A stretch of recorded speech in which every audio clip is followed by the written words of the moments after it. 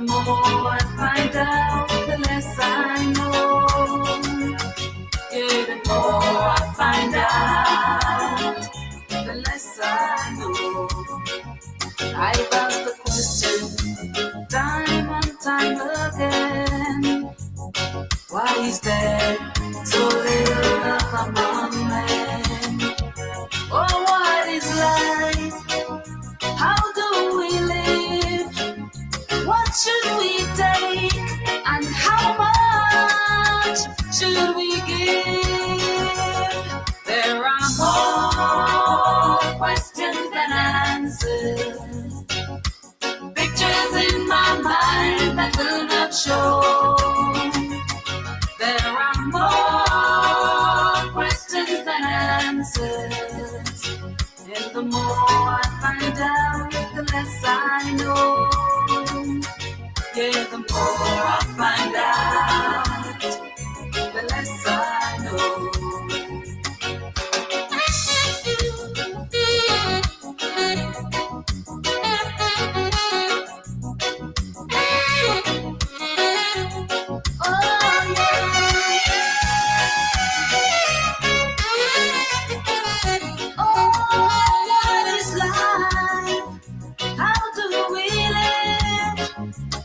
Should we take and how much should we give? There are more questions than answers. Pictures in my mind that will not show. There are more questions than answers. And the more I find out, the less I know. Yeah, the more I find out, the less I know. The less I know. So little, so. Well, you heard the song yourself. There are more questions than answers. Pictures in my mind. I tell you, that was one of my favorite songs back when I was a bit younger. All right. And I'm a little bit older tonight, but still one of my favorite songs. More questions than answers. And actually, not just a favorite song, but a real factor in the context of our experience tonight. Well, good night and welcome to the Marcia Week show. This is Monday, March the 31st. I'm really glad that I'm getting this out, my part of this show out on the 31st of March and not tomorrow. I'm really happy that I am doing that. Believe you me, because I don't know. I don't know. I would have done if today was April the 1st, but nevertheless, it's March the 31st. I'm very happy for it to be March the 31st. Trust me.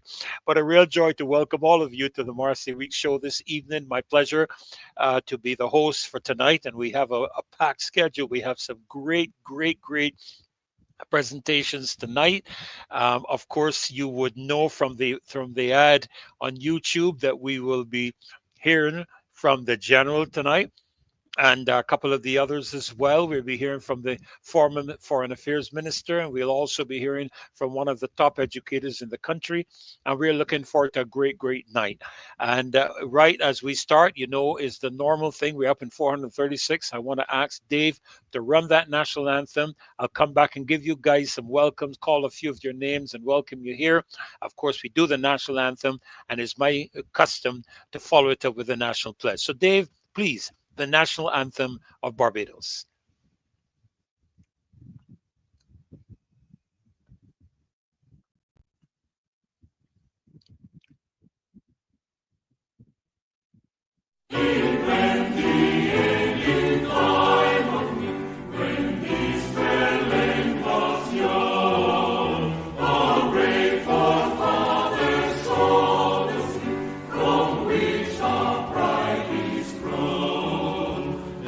Pride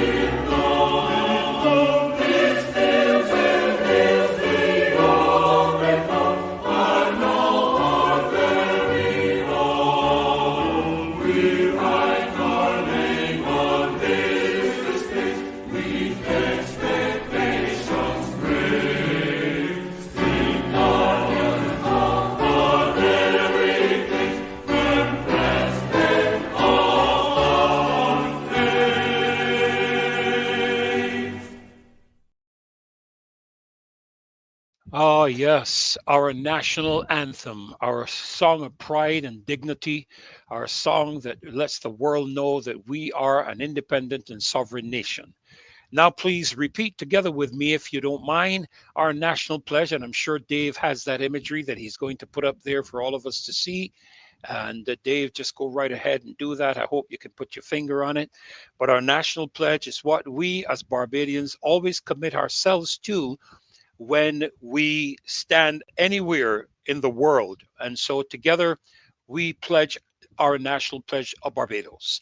I pledge allegiance to my country, Barbados, and to my flag, to uphold and defend their honor, and by my living to do credit to my nation wherever I go. Thank you so very much, Dave. I really appreciate all of the work you do in the background for us, and thank you. And we hail you out right at the beginning of this show. Want to welcome all of you, Wendy, Ford, Griffith, Nat Grant, and Angel, Humble, Sunny, Onion. Okay, Sunny Onion. Let me just back up here a little bit and see Queen B. Wow, you've been here since 5:15. Nigel Carrington, pleasure to have you with us again tonight. Dorothy Hall, thank you for your kind words.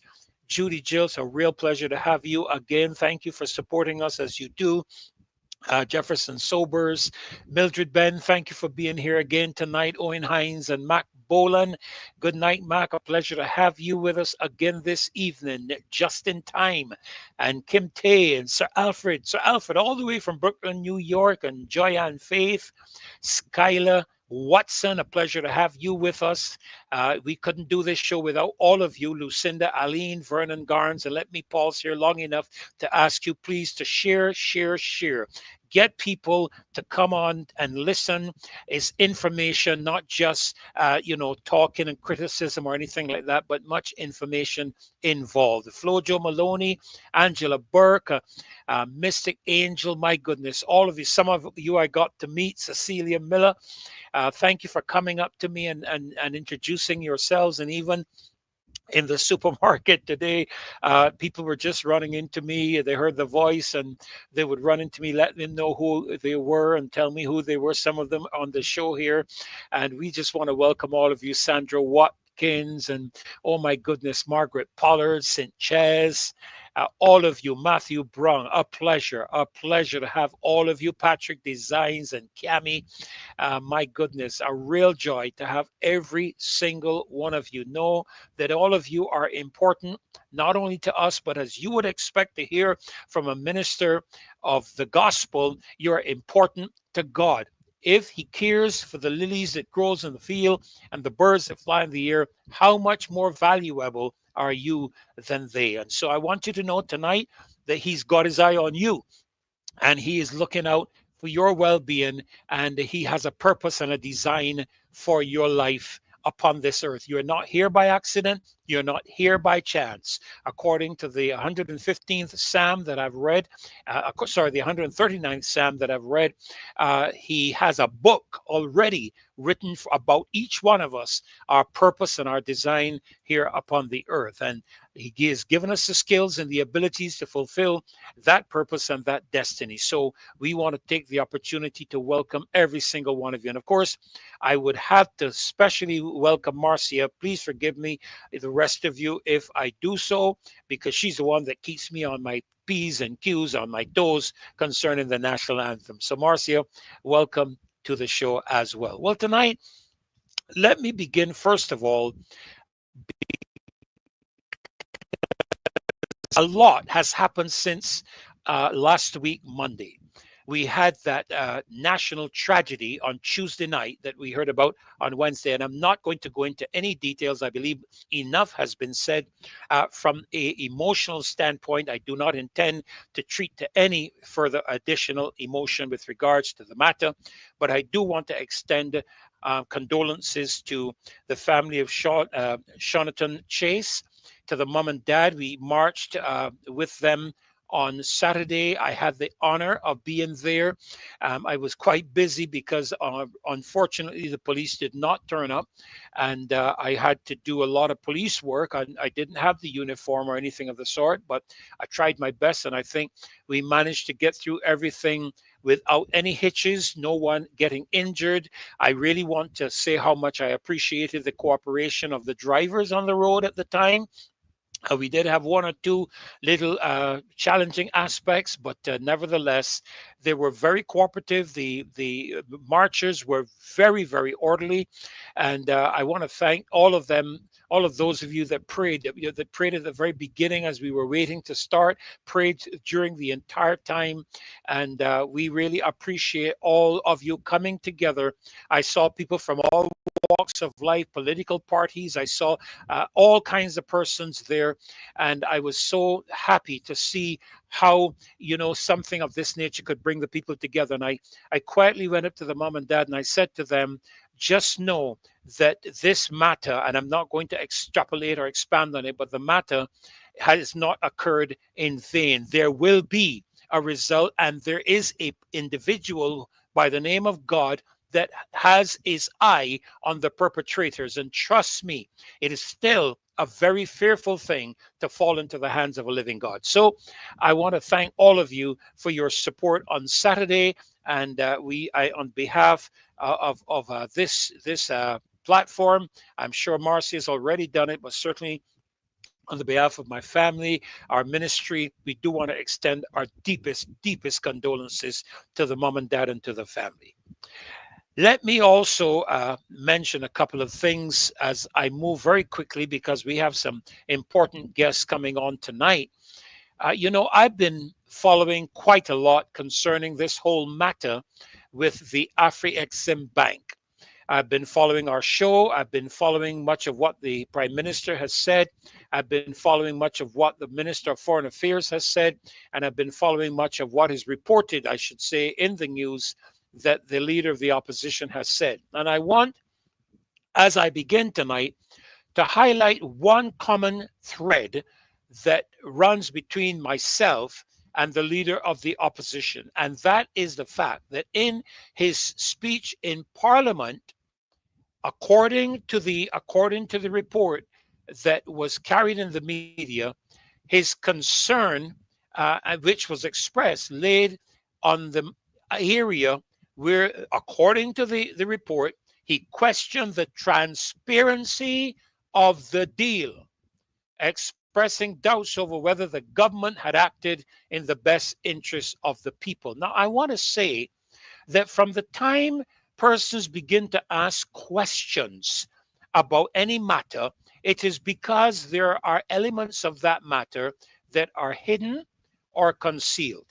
And in this particular situation, it is my understanding, and I stand to be corrected, I am not an expert in the matter, that this agreement, this aspect, this whole venture was initiated as far back as 2020.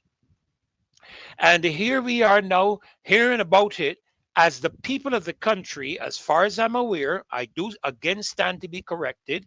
I have often offered by invitation for any of the government to come on this program, on this show, and state their case and be prepared to take questions and to answer them. But it is my understanding that this matter was actually engaged as far back as 2020, but we, the people of Barbados, are only now hearing about it in 2025. Now, I want to treat to one specific matter. I'm not going to try to get into the details of the bank.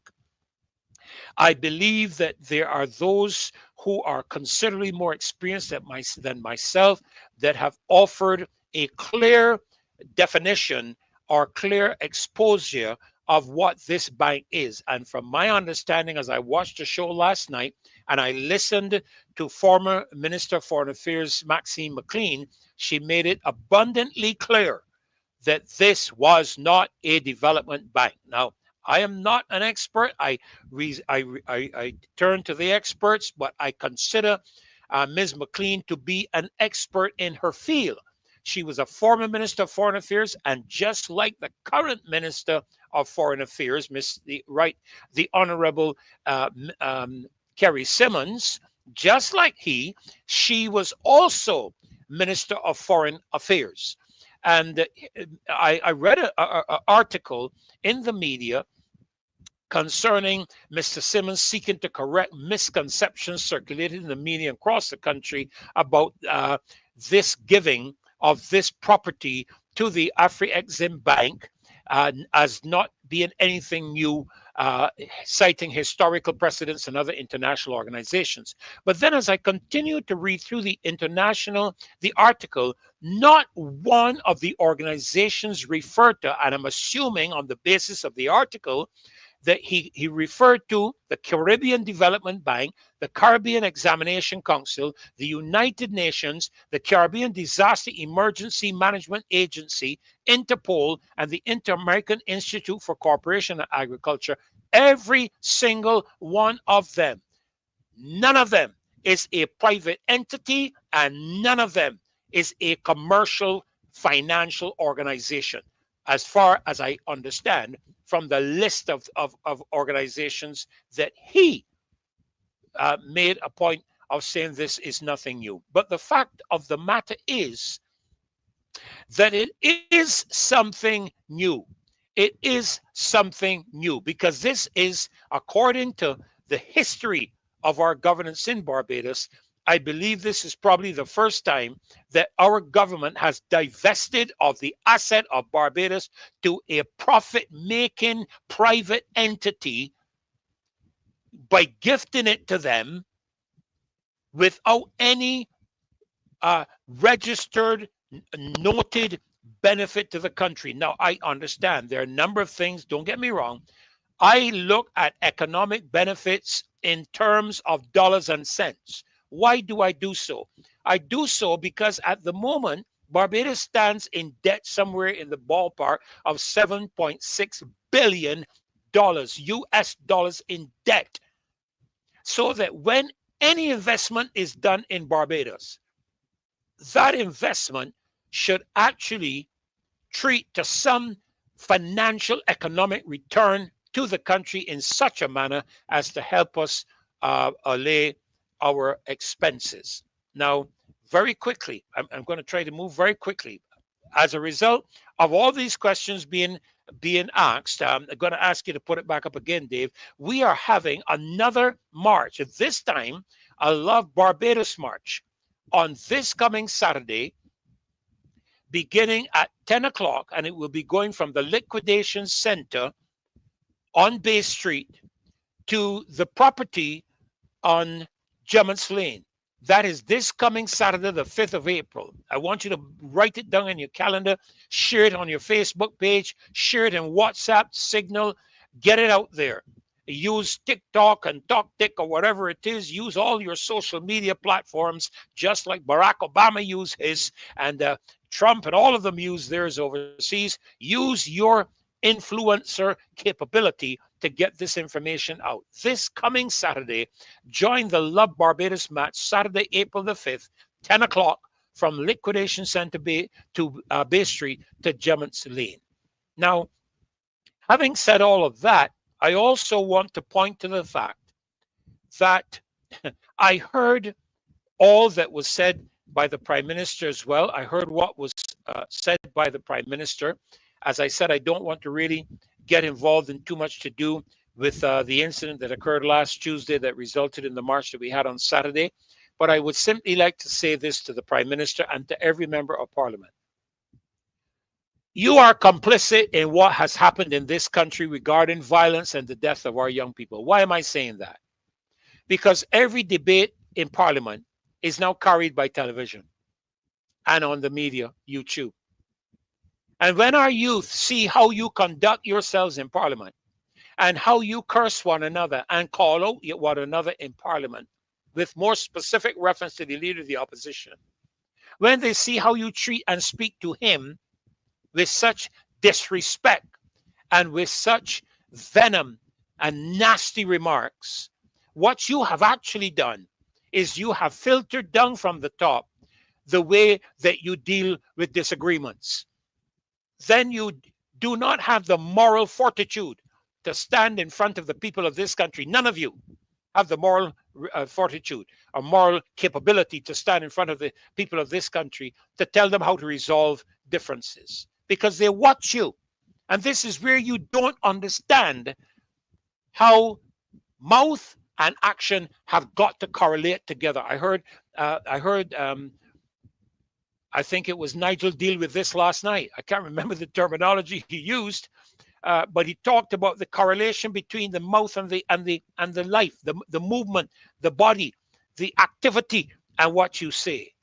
You are complicit in assisting in creating the environment that has caused what we have seen. And I make no apologies for saying that, because here's a blatant lie that was told about our march in Whole Town by the leader of this country, talking about how the march was an anti-investment march. It wasn't.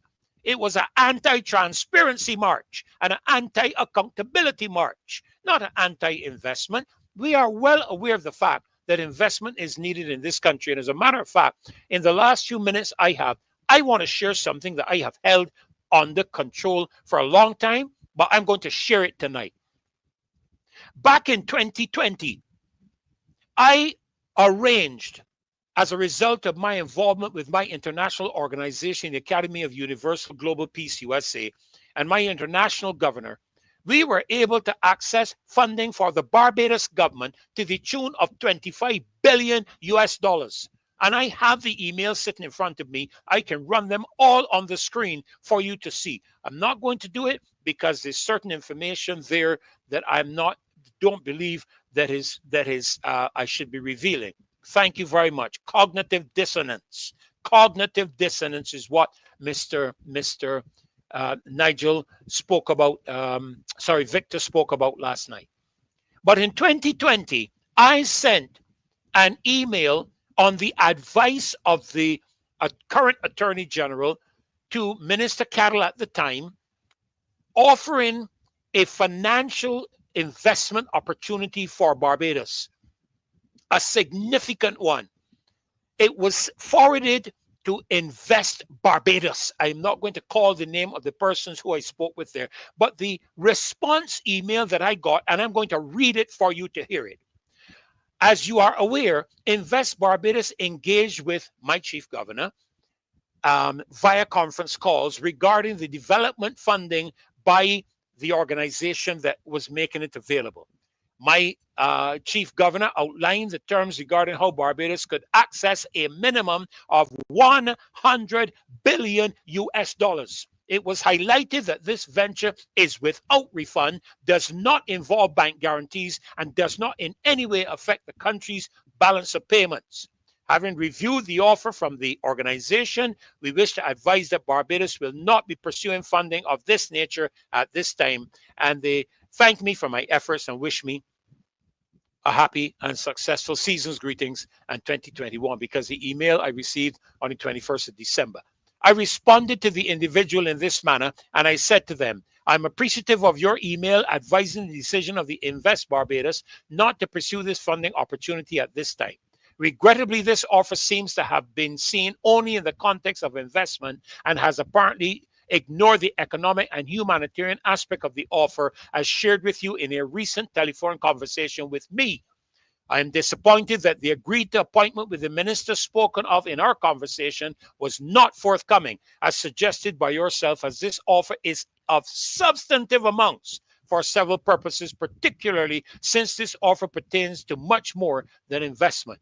It would be remiss of me if I did not make the following comments as discussed with you during the aforementioned telephone conversation. Firstly, the funding offered to the Barbados government is not 100 billion US dollars. As explained during the call, while the group is required to facilitate the drawdowns as directed by the bank, the final amount designated to the Barbados government is 24 billion US dollars. We're 7.59 billion US dollars in debt now. You know what that would have done for our country back in 2020?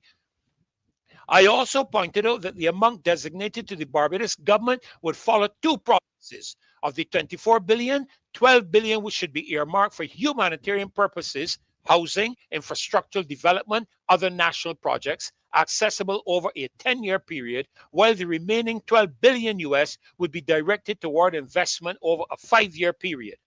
I further indicated that due to the process and agreements made with their financial facilities, 50 billion US dollars will be directed to the Federal Reserve of the United States, 24 billion to the Barbados government, and the remainder to the group. I also indicated that this was the procedural agreement entered into between the Deutsche Bank and the organization for the transfer of excess funds on their account, which stipulated the assistance must be indicated to have been engaged by the group with a developing country. The group, through my organization, chose to assist Barbados. I also address your personal concerns regarding the legitimacy of the offer, recommending that the due diligence information and process provided be followed. In so doing, any concerns regarding the authenticity of both the offer and the legitimacy of the organization could easily have been addressed. My governor further indicated that the group is registered not only with the Federal Reserve of the United States, but also with the World Bank and the International Monetary Fund should further authentication be required. It would appear that this due diligence was never done, as we have not been advised by the group of any such activity relating to them. As such, it would appear that a decision has been made without the necessary information provided. That was back in 2020 that I have just read to you. That was my personal experience with this government when I made effort to assist this government with funding that they didn't even have to repay 24 billion US dollars, 12 billion to humanitarian, 12 billion to investment. And you're going to come now and talk to me about giving 6.5 to 7 acres of prime real estate property on our coastal landscape of Barbados, giving it to an institution that is a private bank with shareholders paid dividends at the end of every year. I have the information to do with them here as well. This is an institution worth billions of dollars, and we give them our property. The problem here is not that we are anti-investment. The problem here is that we are anti-non-transparent. Let me correct myself, anti-non-transparent, because you said that you were going to be transparent and have accountability. You haven't even placed your assets for the general public of Barbados to see. And as I understand last night, some $11 million, I don't know, is alleged. I heard it was alleged that we need to have accounted for as to how that was moved. That's all I have to say with the matter. Well, listen, I've talked enough for tonight. I have my first guest with me, and I'm going to bring her right in right away. You all know her only too well. Good evening, Rose.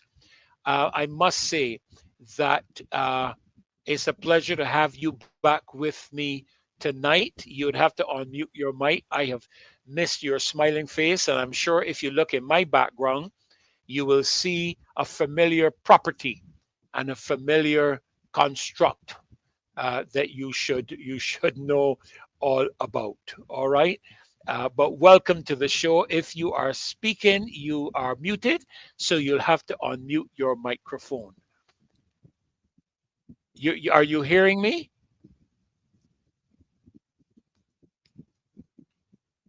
You're muted. Hello, good evening. Thank you. It is so good to finally hear your voice. Good evening, Rose. It's a pleasure to have you back with us again tonight. And it's a pleasure to be here too. At short notice, Marcia asked if I could come on, and Yes. I obliged because I know I would have been joining you. And Oh, I am be so joining flattered. Dr. Caswell Yes, and yes. Maxine. So it lends for a very interesting evening and good company, as well as company with our faithful Loyal opposition. audience, Yes. loyal sons and daughters. All good evening, Good firm evening. craftsmen of our faith. And Marcia did ask, if we could, if I could look at the the um the prime minister's that the surface yesterday, Right. and um the some of the things that were said pertaining to crime, since we've been focusing um On that matter. yes, Yes. Now since she we've she been sent me a little note asking me to play this video that's up on the screen, um, that was sent. So let me play it because apparently I was supposed to do that before I actually brought you in. I saw the advice late. So if you permit me, Rose, just let Dave run that video before you continue. Is that all right? yes, please, Thank yes, you very please. much. Okay, Dave, go right ahead. Morning, Barbados. Happy to be here. Well, I was listening to the Prime Minister's message yesterday, church service, where she had some of her flock. So I understand some of the things she's trying to say. But, Prime Minister, first thing first, this nation needs an apology from the government. You, as leader of the government, need to apologize to this nation. And I can tell you why. Because it's some of the policies and the laws that you all people have put in place that have society how it is today. You understand what I'm saying? All like this going to school, carrying the hairs like all this ease on marijuana. You understand what I'm saying? These is things that the youth planning to take up and tell us that we could do what we want. You understand what I'm saying? Not because you got you here and carry you here as you like that you want everybody in this country to carry their hair just like you. You understand, Mr. Prime Minister? This nation needs an apology. Or like flogging in school. You know the teachers, some of the teachers frightened for these kids, frightened for the children. They can't speak to these children. You got children that could go in school, probably telling teachers, "Mama, they can't hit me. They can't hit me. I can tell my mother." You probably got that's what some of the students get in school and threatening the teachers because of these laws your people put in place. Your people adapt the outside world laws and system and bring it here for the nation that was well behaved or better off. You understand what I'm saying? Things have gotten worse. You understand what I'm saying? This free trade movement that when I bring out here, another thing, because different cultures creeping into the system to be society and the youths adapting it. You understand what I'm saying? This is what going on in this country, Mr. Prime Minister. You all need to apologize to this nation. You understand what I'm saying? They're just a bad people. You understand what I'm talking about, Mr. Prime Minister?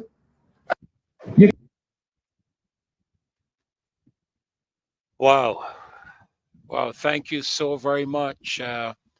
You see, that's the expression of the people in the country.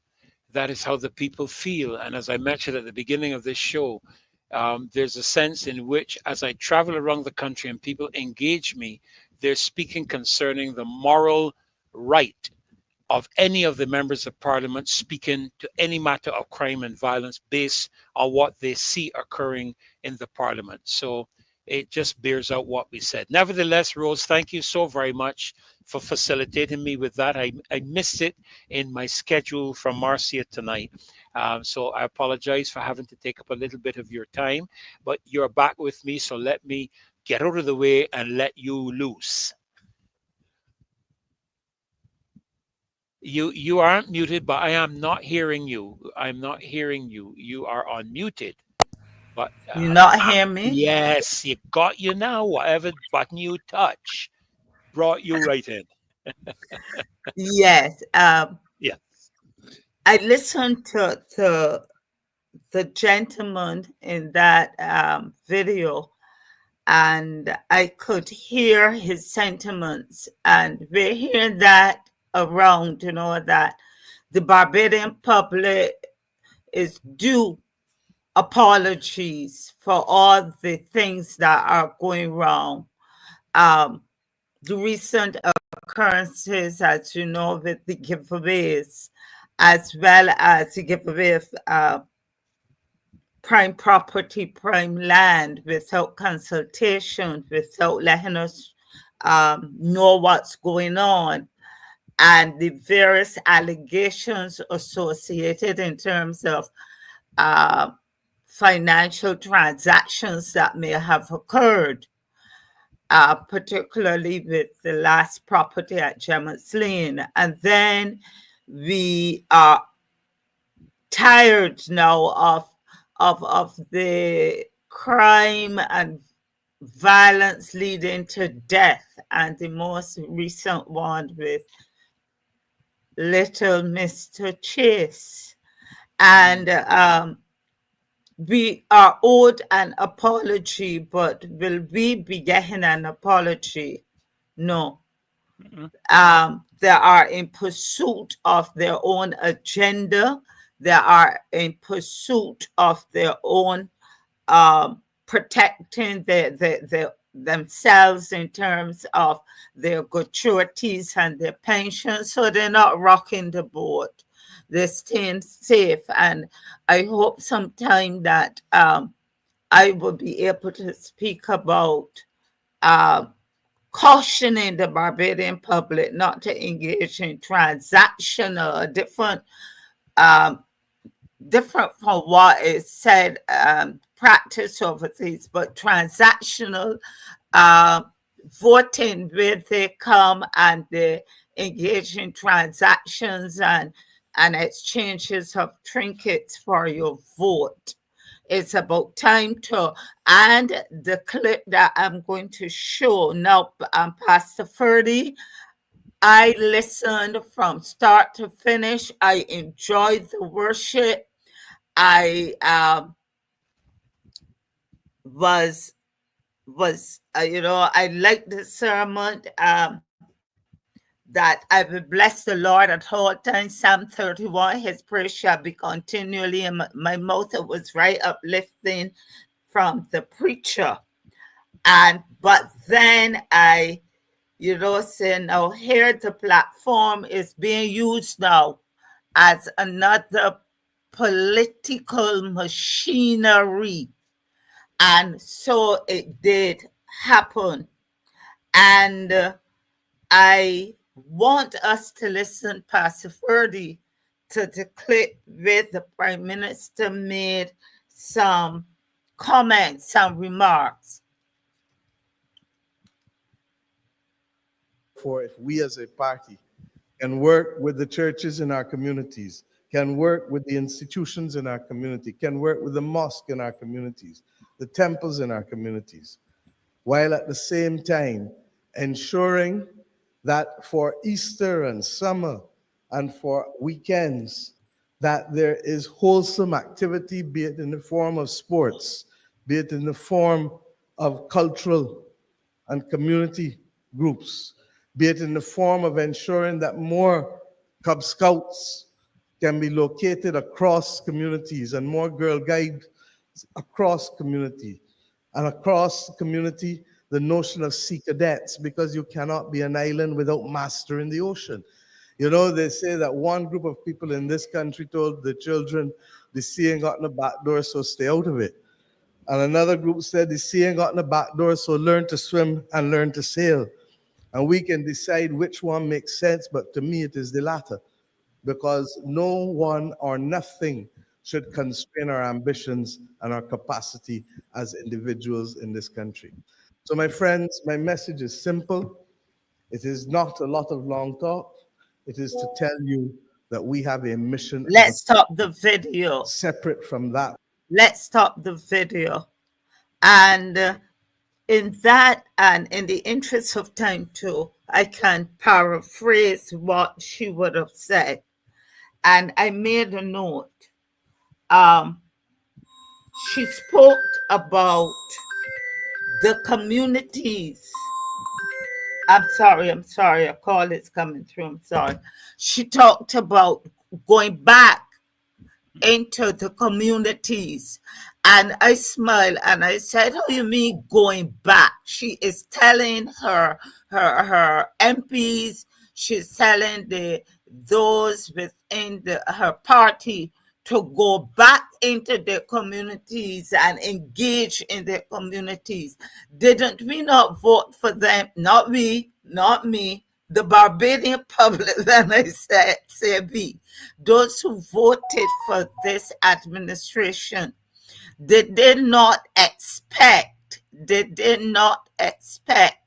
um, those they voted for to be part of the community now as they were then? Why is she saying go back into your communities and engage with your communities? That means that the various communities and constituencies across the island she herself may have become concerned that her MPs are not in touch with their communities. That is why she used the occasion to tell them go back into their communities and engage with them. And I would say go back into your communities because it's time to electioneer. It's time now to get that vote. And I would want the constituents to engage them and ask them, what have you done for us lately beyond getting our vote twice? Then the Prime Minister talked about, again, communities must come together and carry the load, not just let a few do the heavy lifting.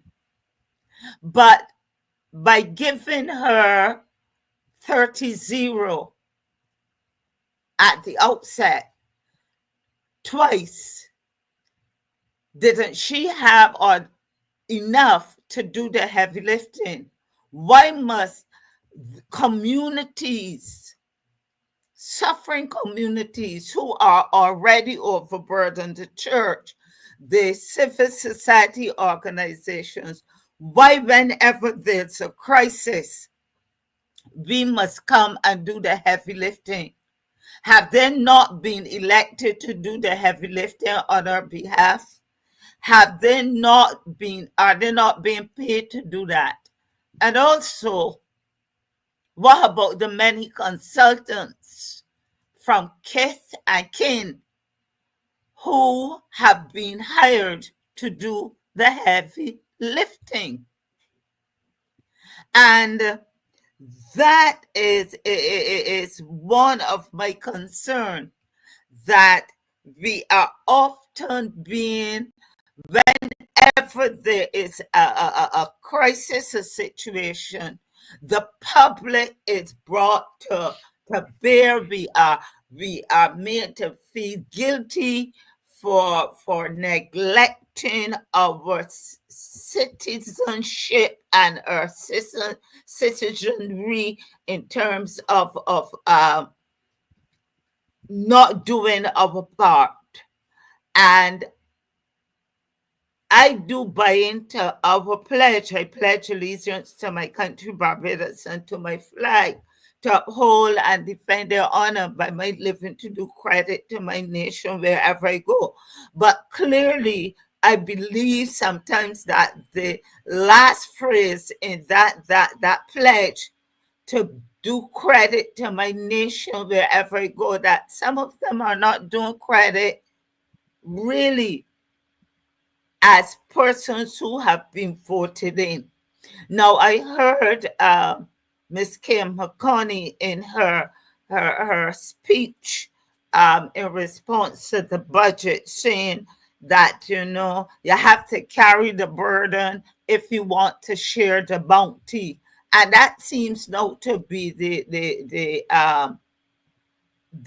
mantra now.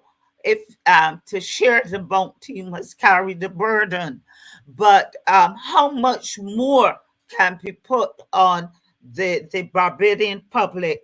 So I also, in her that clip in her speech to the church, again, it was a political speech in some way. she asked that she said, talked about anchoring our children in Sunday school. Now, Pastor Ferdy, I'm sure you will agree to me that that is a contradiction. And I read what she said here.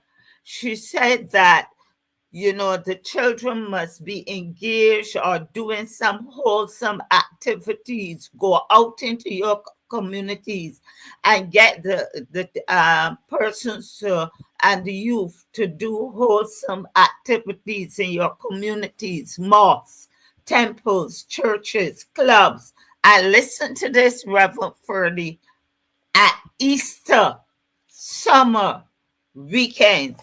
What's happening this upcoming Easter weekend? Isn't Vice you want me to Cartel coming in? you want me to answer that, or are you going to Yes, answer it? please help me. I might have You missed mean something. you mean that Vibes Cartel concert on Easter Sunday? And she did say that engage, get her youth. That is a contradiction. Get her youth into wholesome activities on at Easter. She started at Easter. Now, this I am part of a chat, and these persons, one person was quite happy. Let me tell you what was my response. I didn't even know Marcia was going to invite me. And this person was, you know, kind of happy that the prime minister, the prime minister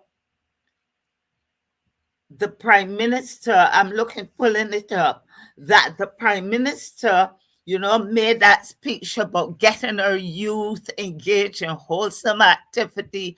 And this person who was speaking in the chat said, oh, thank God, hallelujah.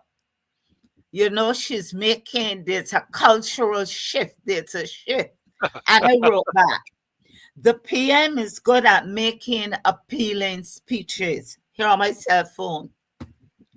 But the contradictions remain by her actions and silence on other matters. Up in her faces is the Vibes Cartel concert on Easter weekend. Slacking off on, and then I went on to list other contradictions. The same thing the gentleman in the video said. Slacking off on proper grooming of hair for students. I see the hairstyles of both boys and girls at secondary school, and I could point to others. I expect this kind of impassionate plea and instructive admonition from her, given the occasion, especially in a good old-fashioned Pentecostal setting. But I am not swayed. Neither am I impressed. I reserve my hallelujahs, the highest praise, and I can bet that she will be at the Vibes Cartel concert. Still I pray. Still I pray. I ended up. And there were persons who agreed. Now, this is what we're hearing. No, she is also, I am pleased that the Prime Minister is advocating for a change. She's concerned about gun violence, death, etc. But it has to start from the examples they are setting in terms of good governance, in terms of leadership, and in terms of doing what is right by the people and for the people. Now, we have heard the Prime Minister saying, guns do not walk, guns do not talk. She has said that many times, hasn't she, Reverend Yes, she Fergie? has. Yes, she has. And my note to that one is, this we know, but guns do talk. When that trigger is pulled, It talks. And it talks by the results caused. That body that is wounded, that body that is shot down and lost in death. Guns do talk. She says guns do not walk. They're walking. They're walking. They're not closeted. They are not packed away in a safe. They are walking. And my question is, who puts them in the hands of these young children and youth? Somebody got to know who is putting and contracting or assigning these youths as human shields for them. That's all I'm saying. You're not going out there and doing it, and you're using somebody's boy child, somebody's grandchild, somebody's nephew, somebody's godchild, somebody's student as shields. Big hardback men, maybe women, are doing that to our youth, making the guns walk and talk. Somebody has to know where they are. Somebody has to know where they're coming from. So just don't tell us. If you see something, say something. And I am seeing that the contradictions again.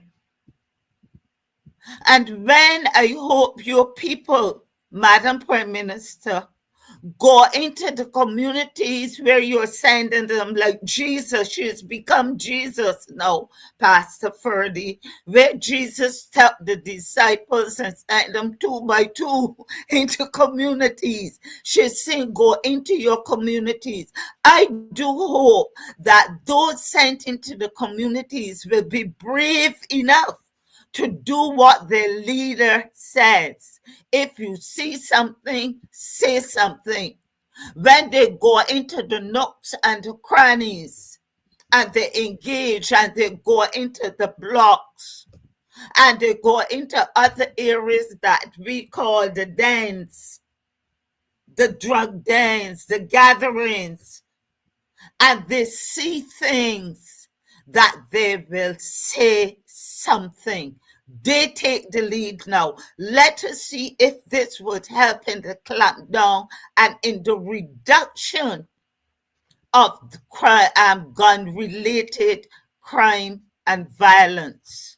And this is my concern. And I will share something that I saw firsthand. During the by-election in St. George North, we were canvassing on the PDP for a young gentleman. We happened to go into one of the communities, and it was cul-de-sac. Little did we know that the person who is now the parliamentary representative who won that election was down in the cul-de-sac. I am not saying that you can't engage. I am not imputing any immoral, any inappropriate act to her. But there was this individual, and I was told that person was down there for the best part of the day. The environment was a very questionable environment. And so we had the person blocked in. They couldn't, embarrassment kept them down there for a while till they probably say, go get out. But the activities witnessed by us were not what we would call outright activities. there wasn't Sunday school. The Sunday school that the prime minister is saying to get the children grounded in, and uh, sometime after, sometime after, we learned that someone who was engaged in nefarious acts, but would move from their own community and use that as a hot spot for what they were doing, was gunned down and killed in that community. Wow. So you're telling me that they do not know, when many of them hail some of these same people? Our dear brother Caswell laments about the invitation that was given to a suspicious group of persons known to the Barbadian public to attend the opening of Opening the parliament. Parliament, when he was denied a ticket, an invitation to have his wife accompany him. So they do know guns do not walk, they do not talk, but there is a source. And I would say that not only do we the prime minister talked about that parents can make them go to Sunday school. So you are looking at a 16, and she said 16, 17, 18. Make them go. It is easier said than done when you, under your own administration, has sought to change the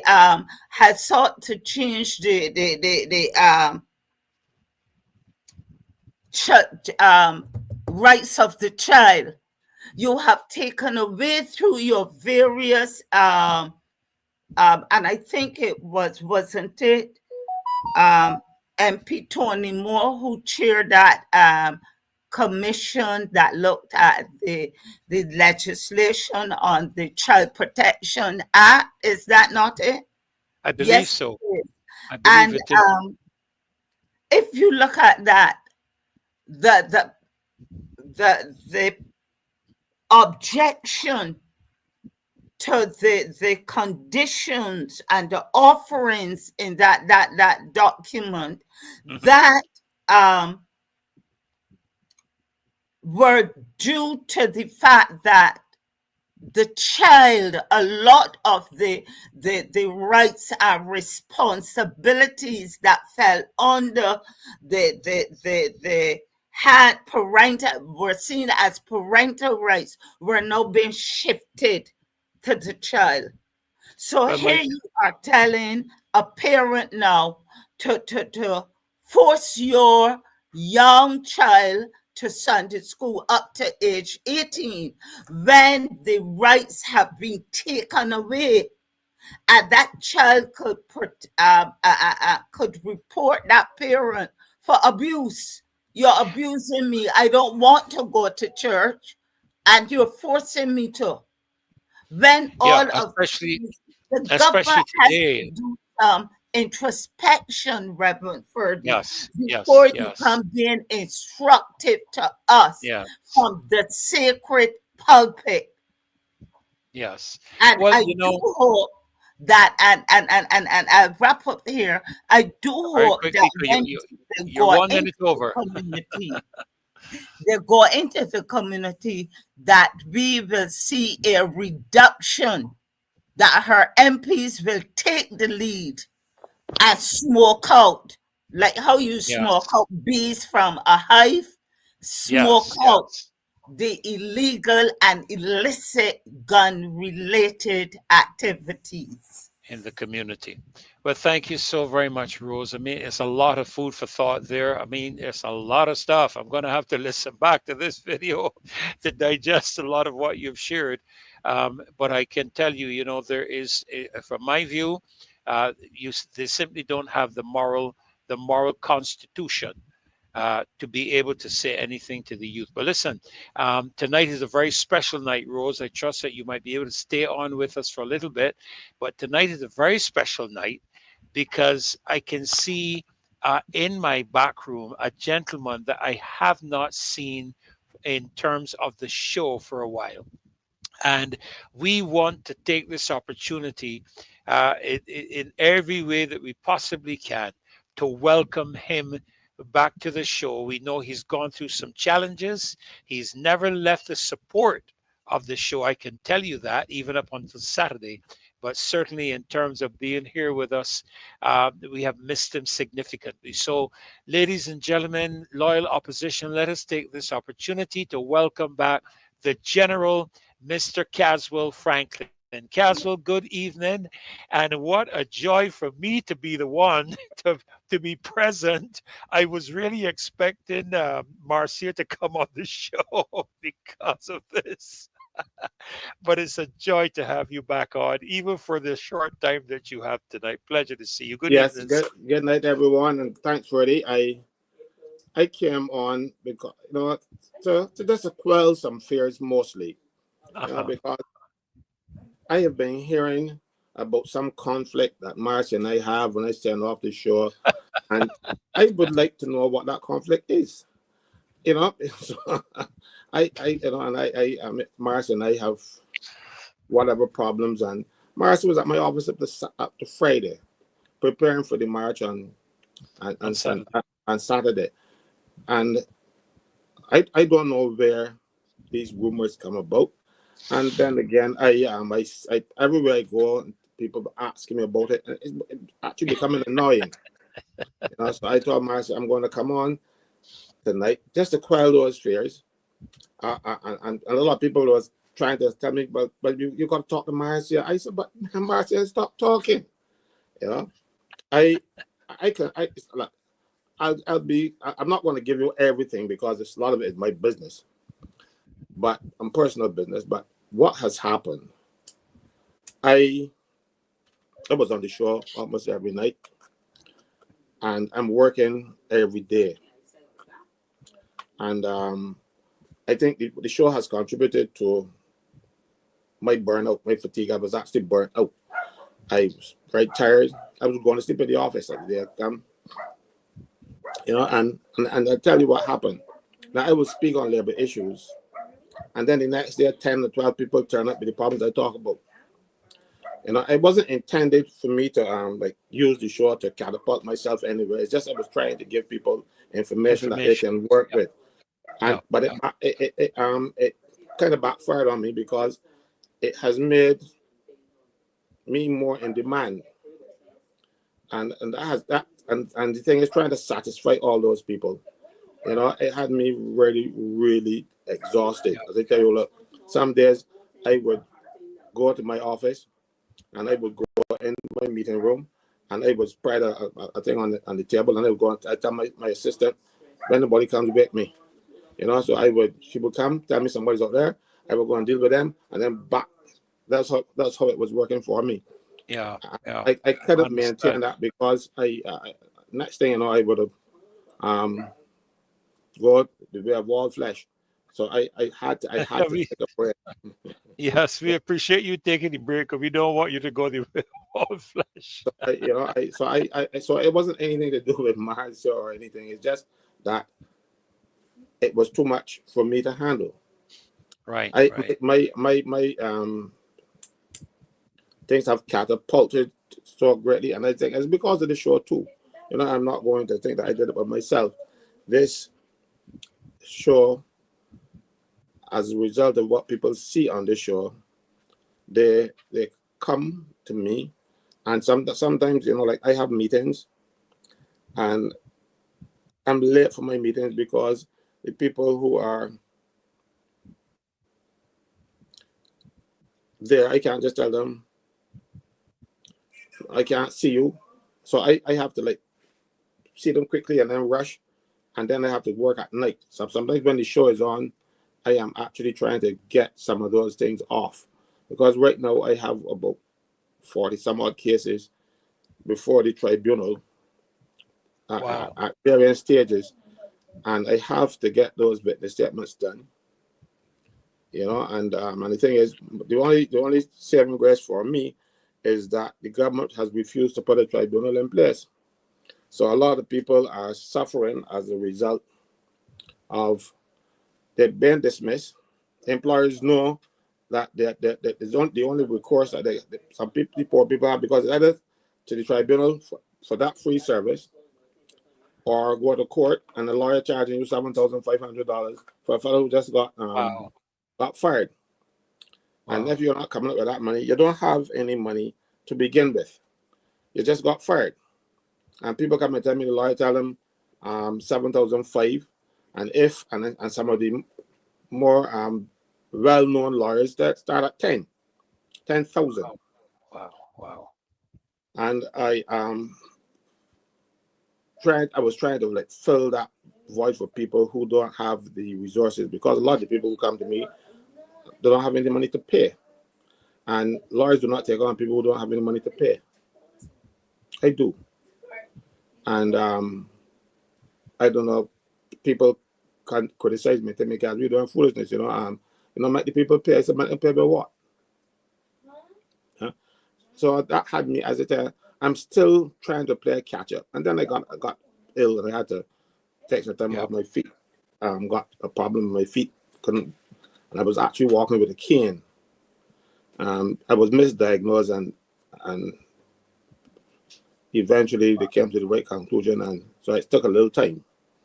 So people see me walking with a cane, and somebody told my sister that they heard that in the market 2 Saturdays ago that Caswell gone, he ain't coming back. So I don't know if that was wishful thinking on some people's part, or it's just that people were sorrowful that I was going. But I want to mention a couple of things tonight, and I know what we are.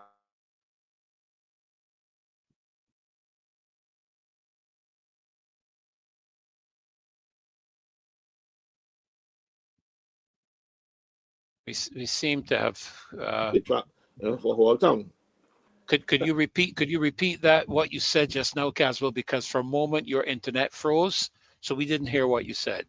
I don't know. I said, but I said some things came to my attention today, and some information that it fell off a truck. I know these trucks always pass in here, and these guys don't secure their load, so things would blow off. Like for instance, that thing from Whole Town, that blow off the Whole Town, that blow off a truck, and to show you, I passed it to Marcia because I wasn't on the show, and I passed it to Marcia, and here and then everything came out, and as a result of this show, that's going to tell the show is too valuable to let it fall, and I'm not going to allow people to pull it down and by creating rumors that me and Marcia got noise and that kind of thing. This show will survive without me, without Freddie, without Maxine, that's right. without Marcia. That's right. That's right. Because this show is in demand, so none of us are irreplaceable, So I don't believe, and this show has grown to the point where now I am getting people from lots of parts of the world, as far as Bali, my son, he see this show and look out and listen for the show, because they find out the real news, the news that the CBC, the nation, and what else cannot bring or will not bring. Right? So we are here to stay. Even if I am not here every night or whatever, and I just pop in or something. So, but this show is here to stay, and it will continue because there is a need for this show. Yes. Right? Yes. I was telling you about because we all know that the revenue commissioner has departed, or is about to depart. Today might have been her last. And she was wined and dined at the AFL club on Brad's money. But the amazing thing is that my understanding is that there is a replacement, a person to act in her stead. That person is no less a person than the lady who owned the big house that was valued half of what it should have been, or less than half of what it should have been, and paying less taxes than the neighbors who had houses that was half of her size. I know she's going to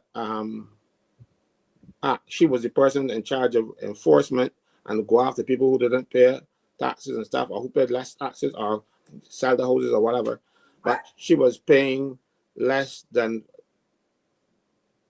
people with a one story house. Hers was double story with enough apartments, and she was paying $100 a year in taxes. Now, if somebody else were doing that, she would have gone after them and make them pay or bring them before the courts. But her reward is being promoted to act as revenue commissioner, believe it or not. I can't understand how Barbados has come to this. But it could only come to this because the politicians are on a mission to destroy the public service and get their hands on the jobs for their friends so they can do whatever they like, because they make these people, the department, statutory boards. Statutory boards are the really creatures of the minister. The minister makes a board and tells the board what he wants, and they do it. So central government, for the cases of those people, those boards that don't make money, the money comes from government, comes from the consolidated fund, and they vote it to the statutory boards for people to do what they like with.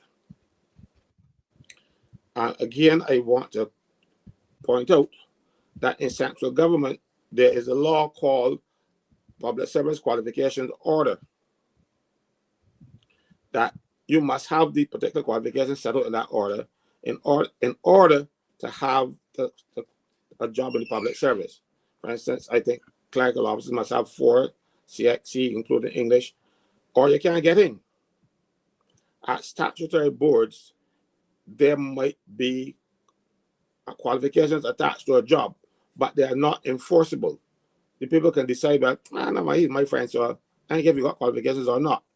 So that is one of the dangers. So you have a lot of people getting in without the necessary skills to do the job. But they obey the ministers that put them there, and the money goes, and God knows what happens. Now, and also another thing, governments form these companies. You know, it is amazing. The government forms a company under the Companies Act to avoid public service regulations and rules, because they say, oh, it is too onerous to go through all of this red tape. And a lot of people believe it. The red tape was created by government. So if the government think the red tape was too onerous, change it. It was not carved in stone. You know, so even when they were carved in stone, Moses broke up some of them. So why not change the rules when there's a need to change, rather than change the culture and the nature of the organization? Why? Because the government wants to get their hands on it. And I can bring it to an example that bothers me. You know, the PPP at the airport, public-private sector partnership, where the government got into bed with Arabs and Chileans or whoever else to run the airport, and they will give the government a little bit of money, the money that they made.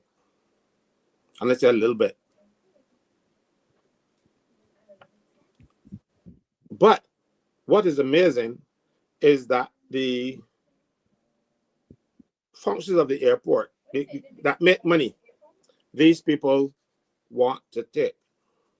And then they tell the government, no, we don't want the electronic technicians. These are the people who maintain the tower, maintain the lights, maintain all the electrical systems at the airport. And mind you, they're specialists.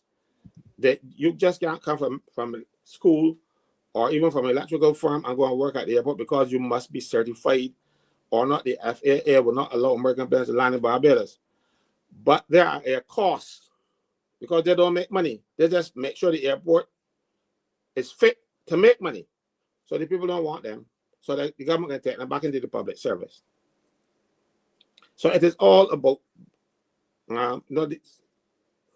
making money for their friends and family or whatever else it is. I do not know why the government is hell-bent. Now statistics is going to become a board as well. Why? People who want to collect data, why do they have to be on a board? Because I don't understand it myself. But I'm glad I mentioned them while they're dealing with the board, because I can sidetrack into what has been happening with them. Since 2019, the building where they work has been fraught with all kinds of environmental problems. People get sick. There are even allegations that people got sick and died from the conditions in that building. This is Baobab Towers. Today, a lot of the staff refused to go in because they were working from home, and they said, oh, the building is good now. We have it clean and we sanitized and it's good. People go to work and they found black dust on their desks and on the equipment and everything else for a building that has just been declared fit for a purpose. People lose their voice in that building. People get respiratory tract infections. They have itchy eyes, itchy skin, runny nose. You name it, it happens in that building. It was closed for cleaning. Yes, they closed it for cleaning because there was some fungus in the building. Fungus and mold and whatever else. But as luck would have it, or fate would have it, the government got a report as to what the fungus is and what the molds are. But they refuse to tell the workers what is infecting them. So something is wrong there. You're working in a building, the building is making you sick, you discover now that it could be the mold. So they brought in experts who determined that this mold could be causing the injury to these people and getting them sick and killing them. But government has kept that information to itself. They acknowledged that it was mold. So right now, the people who have breathed in that mold, ingested it, however whichever form, they cannot go to their doctors and say it was mold X, species Y, whatever else. So the doctors are treating symptoms, not the cause, because the doctors don't know what caused it. Why the doctors don't know what caused it? Because the people who are ill and go to the doctors cannot tell the doctors, well, this is the mold. So the doctor can say, well, that mold, you need to use this medication or the next. So the doctors are treating symptoms. And government knows what the mold is, but refuse to tell the people who in the building. And they can only suspect it was dangerous and it killed people and making people sick. So if those people find out what it is, they might have a cause of action in the courts. So the government do not want to pay money. So they don't tell them, but the government, it is the government, it's the Barbados government, your government, the people who should take care of you. But not when they injure you, hide up what has caused the injury. And people are suffering and are afraid. You know, but what bothers me is that the president of NUPW works in that department. But, you know, her political colors. So nobody doing anything. And this thing has been going on since, all kind of problems since 2019. Not last week. When it gets too bad, they do a little cleaning and it abates for a little bit, but the root cause is still there. I do not know why the government don't come out and say to the workers, look, this is the problem. We're going to have you tested and you get lung functions tests or whatever they call them. I don't know. I'm not the expert in that area. And see what they can do for these people.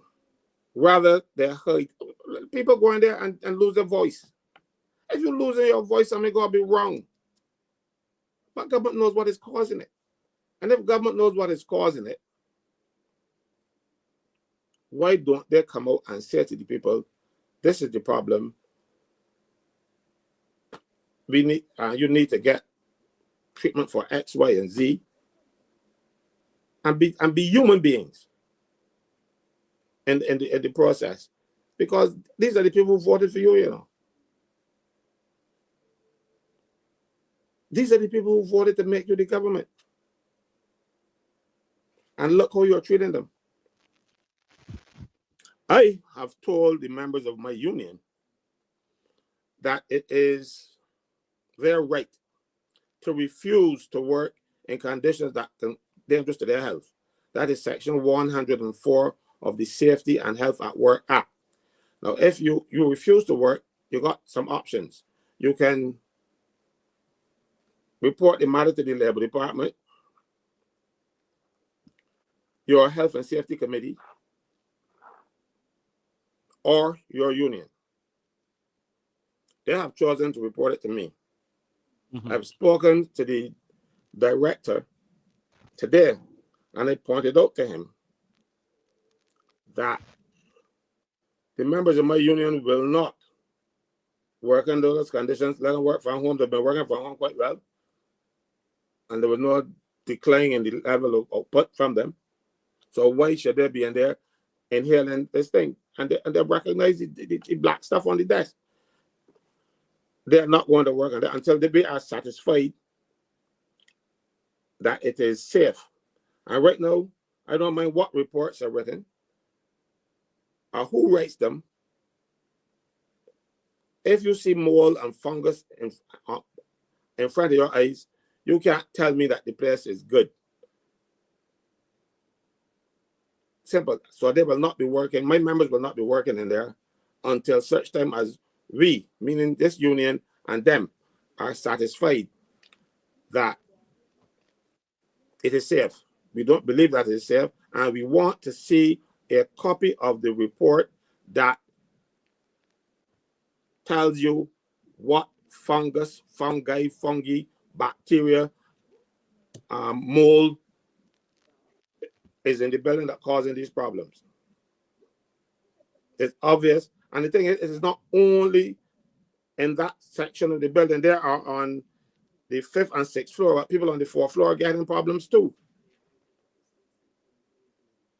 I have members who are complaining and getting sick, get to work, and less than half an hour, you know, it's running, your sinuses running, all kind of stuff. And not, so it is not just confined to one floor, because it's a central air conditioning system. And what caused, and I think what has caused a lot of the problem is that people who manage these buildings don't know how to. You do not turn off air conditioners, central air conditioning system at night and turn back in the morning and then back off again the next day, and because that causes a buildup. They work like fridges. If you have your fridge, you hear your fridge, you don't have to say, well, the fridge now, they're online enough, let me pull the plug. No, the fridge cuts out. It's only when the temperature in the fridge dips below a certain point that the fridge cuts back in again. That's the same thing that happens with these air conditioning systems. So when you are not in the building, the power it shuts down, you know, because the building is cool enough. Yeah. But when you turn it off on evenings and then turn it back on in the morning, you now have to use a lot of power to restore it to the temperature that it should have been. But before then, moisture and it builds up in the vents. And the mildew. And you get that. Yeah, you get the mildew. And so as a result, and then they do it for the weekend. Now these buildings, I don't think they have windows. So there's no way where you can open the windows and let the building breathe. If you go down by that building and you stand outside today, the thing almost pushed me down. The building was so high, I thought I was. Oh yeah. Yeah, and and you refuse, and you design a building that must be air conditioned. So every burp, every body function that you let go of gas or anything, every sneeze is in that building circulating over and over and over and over, nowhere to let it out. That's why the filtration systems should be cleaned. Yeah, but they're not cleaning them. Or not cleaning them regularly enough. That's right. That's right. And then making people sick. And government don't tell them what is causing their illness. You know, it is too much. Anyhow, I'm sorry I took up a lot of time on that area, but I thought it necessary. I want to touch quickly on the African Import-Export Bank, that diplomatic institution that the government has created in Barbados. That bank has the power to make regulations, and if we Barbados breach them, we can go to jail for a year or pay a $2,000 fine. That bank can legislate for Barbados. It is in the act that was passed last year. They have the police can't go in and execute a search warrant unless the president of the bank give them permission. It is like the American embassy. That's right. It's like the American embassy. Power or what? It is not. It is a commercial entity designed to make money, and we have set up these people in Barbados now. Certain aspects of the Immigration Act don't apply to them. They can come and go as they like. You can't put them out if they break the law. But they're diplomats. I forgot to tell you though. Somehow, they invited me to the groundbreaking. I wonder why. Oh, really? Yeah, the letter. You will see the letter on the screen there now. Yes. The thing and the if you look, they invited there, Mr. Franklin. Why me? Why is it special? You think the one compromise me, Freddie? Well, they didn't let your wife come to the opening of Parliament. You know? And now they want you to come to the opening of the Afri-Exim Bank.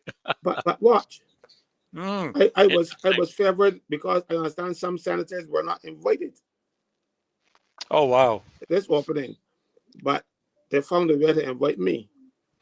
I did not even give them the courtesy of no thank you, because I do not like people to disrespect me in the way that these people purport to do. You know, I don't like it. I tell you, look, I'm a simple fella. I don't need all these airs and graces. I would like the government to succeed. I would like them to do good by us, but unfortunately they're not. And that is why I speak out. Now, if they were doing good things, I would not be speaking. I would not be saying anything. But every time, this whole scam of African Import-Export Bank, this is a commercial entity designed to make money. It is not a development bank like the Caribbean Development Bank. No, it's not. That's right. You know, it is nothing like that. No. So why should they be given diplomatic status in Barbados? I invite people to read the act and look at the first schedule, and it was set out a lot of the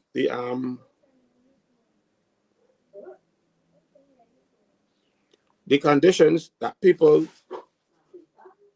are seeing and not even realizing that we have bring superhuman people into Barbados. If people can do anything in Barbados now, if one of them shoot you, unless the president of the bank gives them to give the police permission, they can't touch you.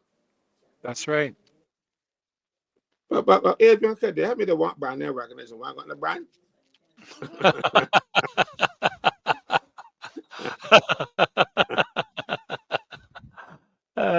I am Mildred and Levy's son. My greatest honor.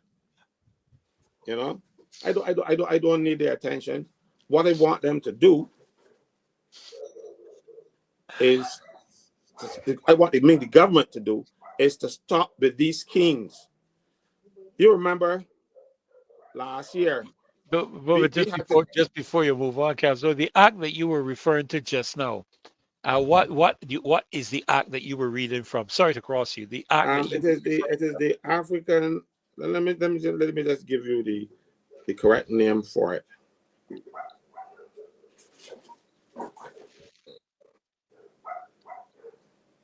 The let me just, sorry, the wrong device. I got too many devices around me. At least you're not like me, monkey handling gun. No, I'm forced to. Uh, The act is called. Is an act, but this act may be cited as the African Export Import Bank Act 2024. okay, Import Bank Act of African 2024. Export Import Bank Act 2024. Okay, thank you. It was passed in Parliament, and people gave the impression that it was the greatest thing that ever happened. No, it is not. When I see a lot of these African people, I come into this country and have to go this route, I get suspicious. Yeah. You know, I get suspicious. And then when they and also when they try to involve me, I get even more suspicious. I don't need all those big friends. I have a few friends, and they have been my friends for a lot of years, and I've gotten a few new ones, but they have to go through a regular screening process. I don't take everybody, you know. Yes, I know what you mean. Yeah. Ah, dearie. Excuse me. You know, but the only thing the government did right this time around was to go to Parliament and vest the land in the bank. Because what they have been doing over the years is to go by private treaty, or what they do, they vest the land in a company owned by government called the Barbados Tourism Investment Inc., BTINI. I like to call it that. It's BTII. Government goes to Parliament and vests the land in BTII. And then BTII goes and do some secretive work, and nobody knows after that who are the people BTII dealing with until you see a signboard or something on the place. So when Dr. Gov'T was saying, for instance, for the whole town project, he was saying it was in the air since 20. It was not in the air. Nobody knew. It was done secretively, and it was done by vesting it in BTII, and that BTII then transfer it. You could do one transfer. Why do two? Mm-hmm. Because you want to hide it. Because BTII does not have to publish in Parliament or to lay in Parliament anything. They could just sell. That's what happened the whole time. In this case, they went to Parliament and they gave them 7.3 acres of land that the land tax value, which the last valuation was 40 million. Man, you know very well that land tax value and the real land value are never the same. The real value of the land is always a lot more than the land tax value. So if the land tax value is 40 million, then we know that it could be a hell of a lot more. And because it could be, the government could put $40 million on it, and they don't worry because the government don't bet land tax. So they just put a figure on there and call it Wally for the purposes, but it is more than $40 million that We just gave away $40 million. And we are selling out people's houses in Barbados because they cannot pay a few dollars in taxes. And that bothers me, you know. If we can give $40 million to non-bearers, because nobody tells me who are the real people behind the Africa. It has, from my understanding, it has Pakistani and Chinese, and they're not really African bank, you know. No. It has a lot of subscribers, and we come in here and be giving billionaires, and some cases might even be trillionaires, money that Barbados can do with. Something is wrong. Something is awfully wrong, and the government needs to come out. I'm not going to go much more into it, but the government has to come out and tell the people of this country why you exempt these people from immigration, why you don't allow them to be searched if they commit crimes in Barbados. If the bank commits fraud, and you know the police will come and search your records if it is you, get a search warrant. They can't get the banks unless the bank decide to give them. You know, and if I commit a crime and the police need me to give them information, you know who I'm gonna get it. And that is what we have set up. We have set up, and people in this country, you know, who are above the law. And also now, the governor of the central bank, mind you, the bank is not regulated by anyone in Barbados. That's so correct. The governor of the central bank is on the Independent board. director. And they say, and he's an independent Board member. Independent director. That is a bunch of hogwash, because a director of a company must be loyal to the company. Can't be loyal to himself. And if you are not loyal to the company, the shareholders will kick you out. So your loyalty is to that company. So the governor of the central bank should not be in any other thing than the central bank. Judges relinquish their shareholding in businesses when they become judges, because they must be away from that. They must be impartial. So why would the governor of the central bank, who is our monetary authority in Barbados, be on the board of some bank? On the board, yeah. Something is awfully wrong with it. It smells. It's just that I can't tell what smell it is. It smells fishy, but I can't tell which fish. What is it No, that the they fish say? eggs. If it walks like a duck and it quacks like a duck, it's a duck. You know, something is wrong. And the thing is, you remember last year we had bet number Savvy on the bet. The bank was supposed to get Savvy too, you know. You know that, but they were going to get. Yes, I heard about that. There. But again, thanks to the Marshall Week Show and other people, they back off for a little bit. I don't know how long that will last. But they were prepared to give them the land on the sea and the old hospital. But for a lot of people, might not know the old hospital, the old Ministry of Health, Ministry of Education compound. Because people, you know, I would know the old hospital. And you too, Freddie. Yes, I do. It was for the younger people, it was where the Ministry of Education used to be, and where the Ministry of Health used to be. You know? And now we are taking, and it's it is Bay Street and Jemmotts Lane. Prime land. And we're going to give it to people without a penny. And ministers get up in the house and try to justify it. These same ministers that can come to my house, I hope they don't, asking for a vote. Because we had one member of the parliament who spoke up against her tongue, and she graciously vacated her seat to give somebody else. That I don't believe that for a minute.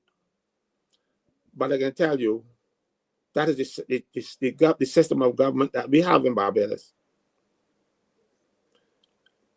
our government is a parody of the Westminster system. And I will say to you that this is not anything new.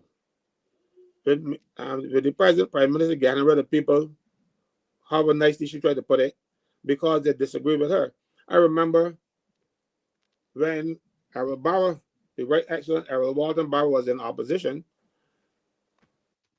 he had two senators, John Connell and Dennis Hunt, and they voted for an increase in salary when Barrow said no, an increase in salary for parliamentarians.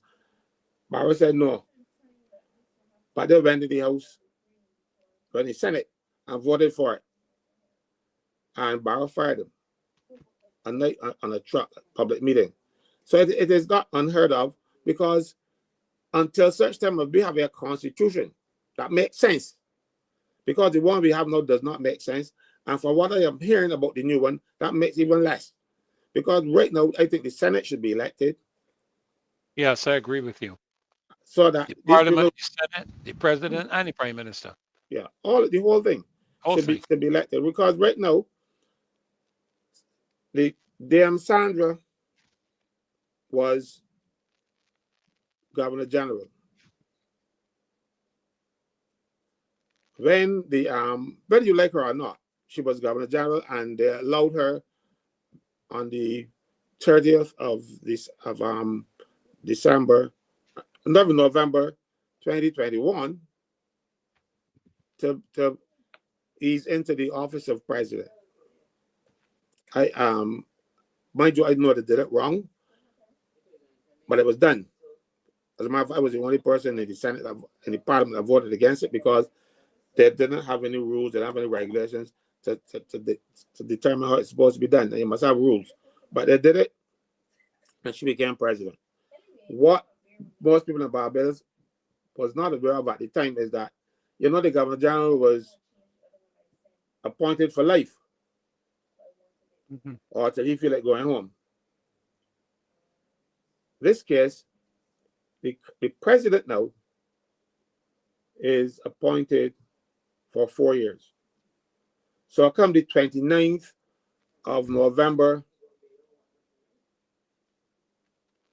this year, Dame Sandra has to go, or the Prime Minister and the leader of opposition have to get together and say, well, we still want her back.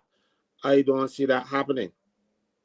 Because if you can take her and put her next to a toilet and that kind of stuff, when you're going these things, to embarrass her and to humiliate her, but she's held her dignity and she held up her head high and did not carry on when they mistreat her. She acted like a lady. You remember the toilet incident where the Haji said, no, next to the toilet for the crop over.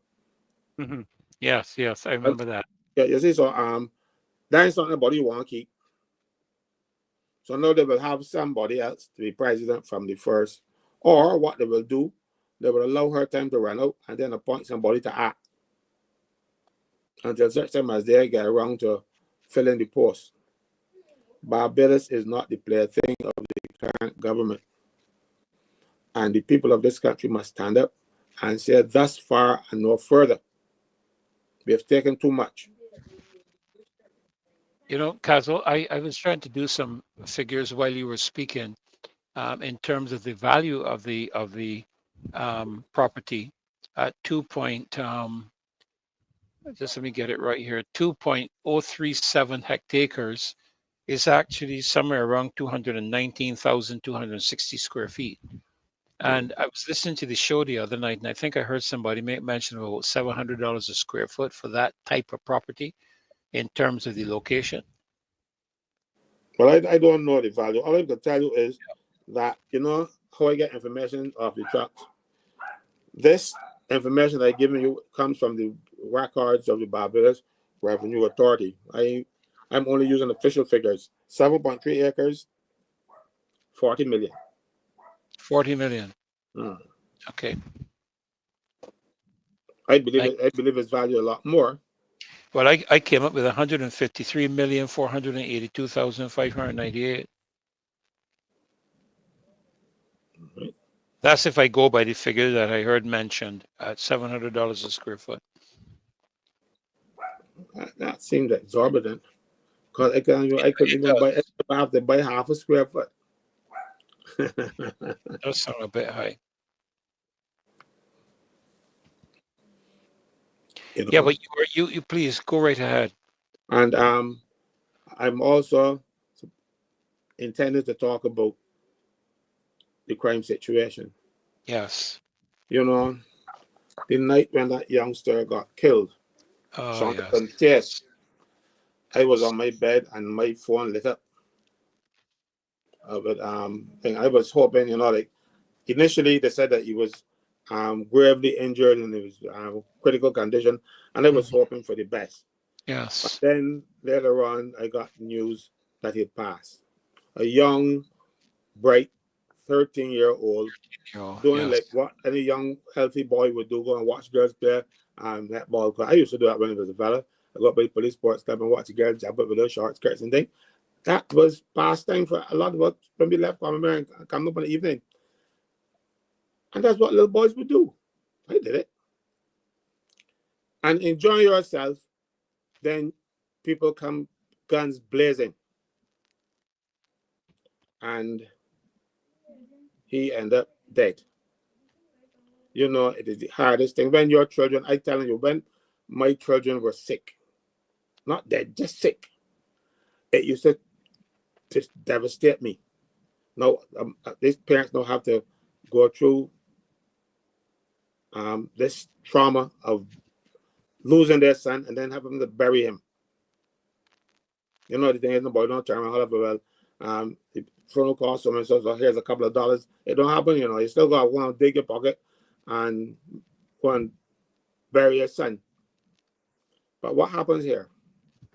I see everybody rushing up there, hugging up the father and think for the up. Because all it is. Because this government can deal with the crime situation in Barbados if they want.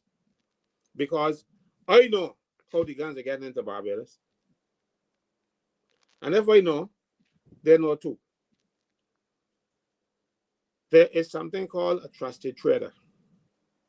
Okay. Where these people bringing stuff into Barbados, and the government has made it possible that customs will only cut the seal on their containers and go along with the business. And nobody searches the container. Some of these trusted traders can't be trusted. Because when I was in the Senate, I read out an invoice from some of these trusted traders. And they were buying karaoke machines, declaring them at $40 and that kind of thing, you know. They were getting things cheaper than Amazon. And they would declare the customs, and customs did what? You said it was $10, but we agreed with you, it's $10. But the drugs and the guns are coming in those containers. See, under any other jurisdiction outside of Barbados, a trusted trader is a person who has been importing for years, and the customs authorities didn't have any problems with them. But we got people coming into business and being established as customs traders from the first shipment they bring in. And that is a gift from the government. So you got people who have been trading for years, who have to go through all this red tape. But a fella can come and establish a business, and then all of a sudden, he is a trusted trader. Never traded before. And having not traded before, the people know them so well, so the customer don't even have to look. So look in those containers. We need to examine those containers. And I can tell you something. They're not black people, you know. Who bring them in? The black people end up with the guns, shooting each other. Because you will have a little youngster about to play around with a gun. Doesn't have 2 25-cent pieces in his pocket to jingle, but he can afford a $10,000 gun. Now, the people who can afford those $10,000 guns, put them in his hand to do their bidding. So a lot of these people that get killed are hits. You know, the people tell you gotta kill X, you gotta kill Y. And if I was going to do it, and because they watch too much TV and and too much these videos, they don't realize that you're killing a real person, because and play all these games, these videos, you just go and shoot down things. So it desensitizes you. And what those youngsters don't realize is that when you have Hollywood and a fella gets shoot and dies in the movie, the director says cut. The first guy we're going to start in another picture, But when you hear in Barbados you shooting about guns, nobody says cut. And nobody gets them and going to start in another life. Sir. No, sir. No, sir. And we failing to do it.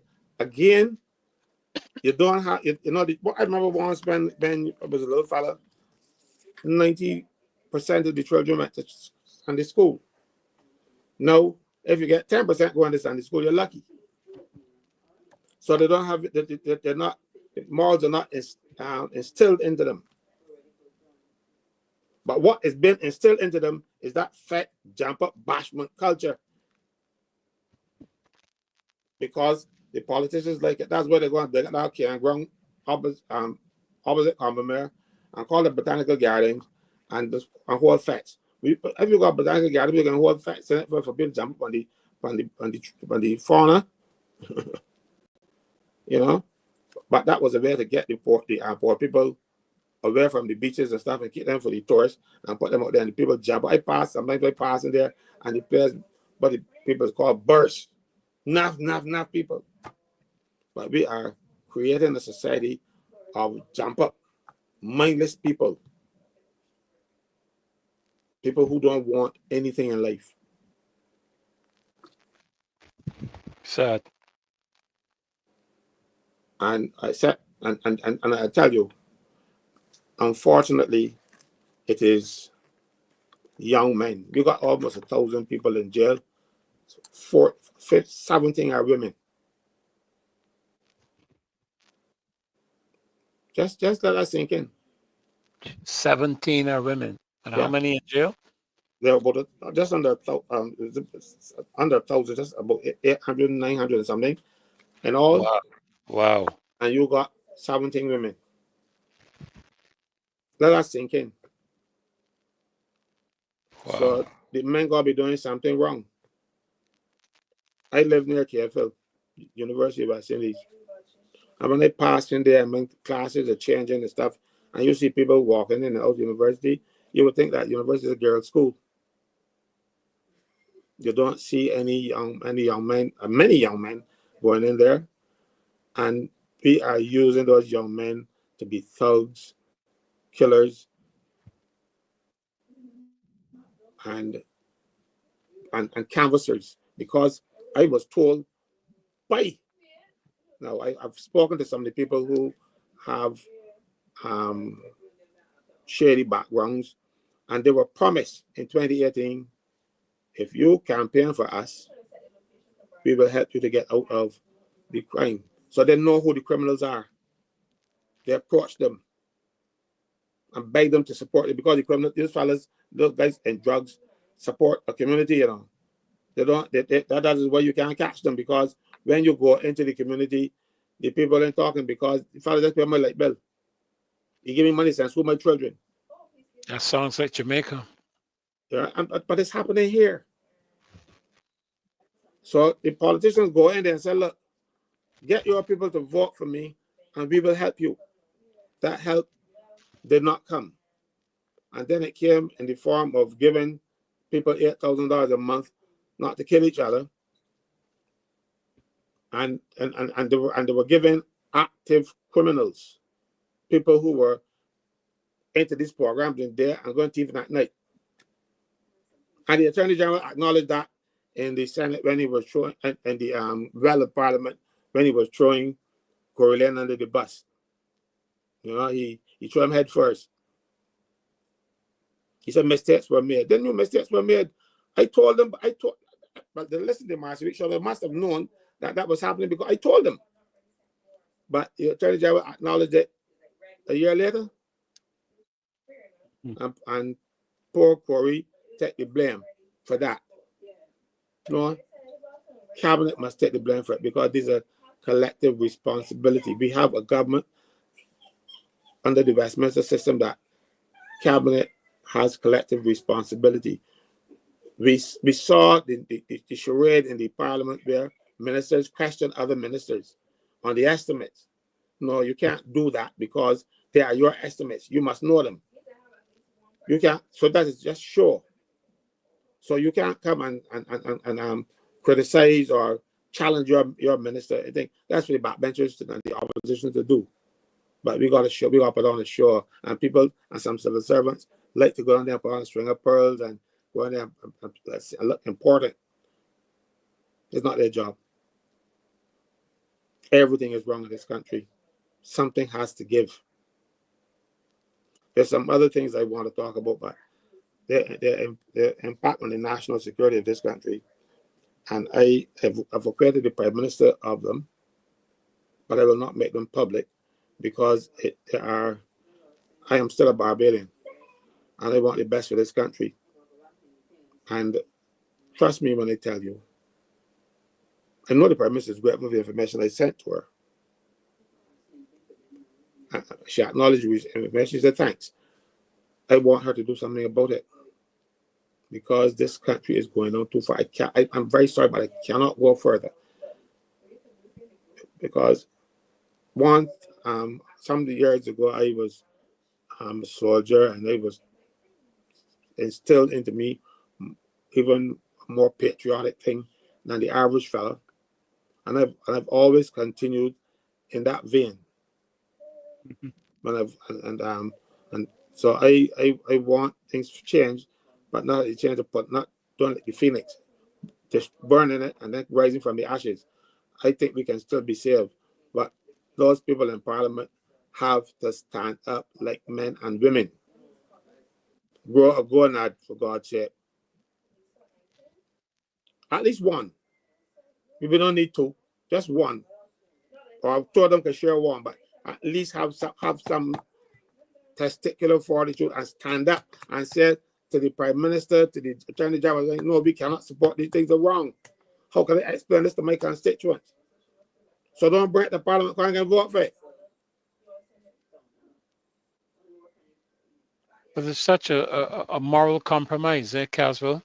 You know, that you have people who will stand up in Parliament. I mean, I think you were watching the estimates as much as I was, and you were also watching, those debates in Parliament, and you were watching the responses to the budget. And I must say that I was embarrassed. I was absolutely embarrassed when I saw the conduct, the behavior, even the language of some of the members of Parliament. And then you come out of Parliament and then you want to tell young people how to conduct themselves in terms of conflict and difference and that type of thing. Really, you don't have the moral platform from which to speak. But Freddie, the selection process of MPs starts in the constituency. And the people go in the constituency and get themselves known. They approach the branch, and the branch then selects somebody and then send them to the national NEC, which is called the National Executive, the General Council for the Barbados, the Democratic Labour Party, and that's how it should go. The Barbados Labour Party has ignored their constitution. On several occasions. Not almost every occasion. And the leader decides who they want. The candidate will be. So much so you will hear that. When Ralph crossed the floor, we were told that people were asked to step aside, told to step aside. The branch did not have the opportunity to really assess any candidates. So when you handpick these candidates, you handpick them because you know that you can control them. Yes. And they're so glad to be in Parliament. They will take it because the Parliament and the Barbados Defence Force have the two best pension schemes. Parliament, they have 8 years to get a pension. And if you serve 12 years, you get a full pension. This is the same pension that civil servant will get now under the change the legislation after 40 years. So they'll get less than 12, but they carry the other civil servants to 40. And the Defense Force at age 45, you can get, if you serve 15 years by then, you can get a full pension. You know? So you see, they take care of themselves and then they take care of the soldiers so that the soldiers will fight for them. Yeah. So they have to make the soldiers happy. I'm still of the view that we don't need all this nonsense with all this big. I was a soldier and I like pomp and pageantry of the military, but Barbados does not need a big standing army with men up there shining boots when the day come and with nothing else to do. Yes, we want a Coast Guard and we want a ceremonial group of people that were going to train, but that used to be the Barbados Regiment, and it was, you know, and you could do all these fancy things there. There are countries in this world, in this hemisphere, that don't have armies. But we want such a big one. And I hear the Prime Minister talking about you get 800 more, something like this. Foolishness. Well, But that is to control the people. Well, you know, we saw what's happening in Dominica, Caswell, which could probably even answer the question here, because that's a good buddy there again. That's why we're having this march. It's a part of why we're having this march, Caswell, on Saturday, as you would see it up on the screen there, loyal opposition, those of you that are watching. We invite you to join us this coming Saturday. And Caswell, we know that you have in the past, you know, come and marched with us, but we understand what you're going through and all the things that you've had to deal with, all the challenges you've had. But we're extending that invitation to all on sundry and to share, and you know, on your Facebook page, wherever you can, on your social media platform, this coming Saturday, April 5th, 10 o'clock from the Liquidation Center in Bay Street to Jemmotts Lane. And it's a Join the Love Barbados match and a march. And again, I want to emphasize the fact that this is not an anti-investment march. I want to be very clear on that. It is not. If it is a march, it is a march against the lack of transparency and the lack of accountability. So I just want all of you out there to know that that's this coming Saturday. And Caswell, you know, we have always we've always enjoyed you being there, and I can tell you that we've missed you. And so, you know, appreciate you coming in tonight. And you know you're welcome. You know you're welcome. I couldn't do a lot of marching because I was using a cane. Yeah, but, yeah. The cane was put aside, and hopefully it stays aside. You know, but I'm still not firm on my feet yet. I feel like I can run, but I'm not rushing it. Well, it's up to you if you want to run now, because we have I don't know if this is the, you know, we're the opening batsman. This is middle order. You know, the middle order is real. Give you some licks. You know that. This is for Caswell. How should I do this, sir? Good night, Maxine. Good to see you. How are you? I sent my invitation to you. You got it, right? I got it, and I laughed. And I could have bet anybody any amount of money that I would not see you in any photographs. I can tell you, you know me well enough. You know me too long.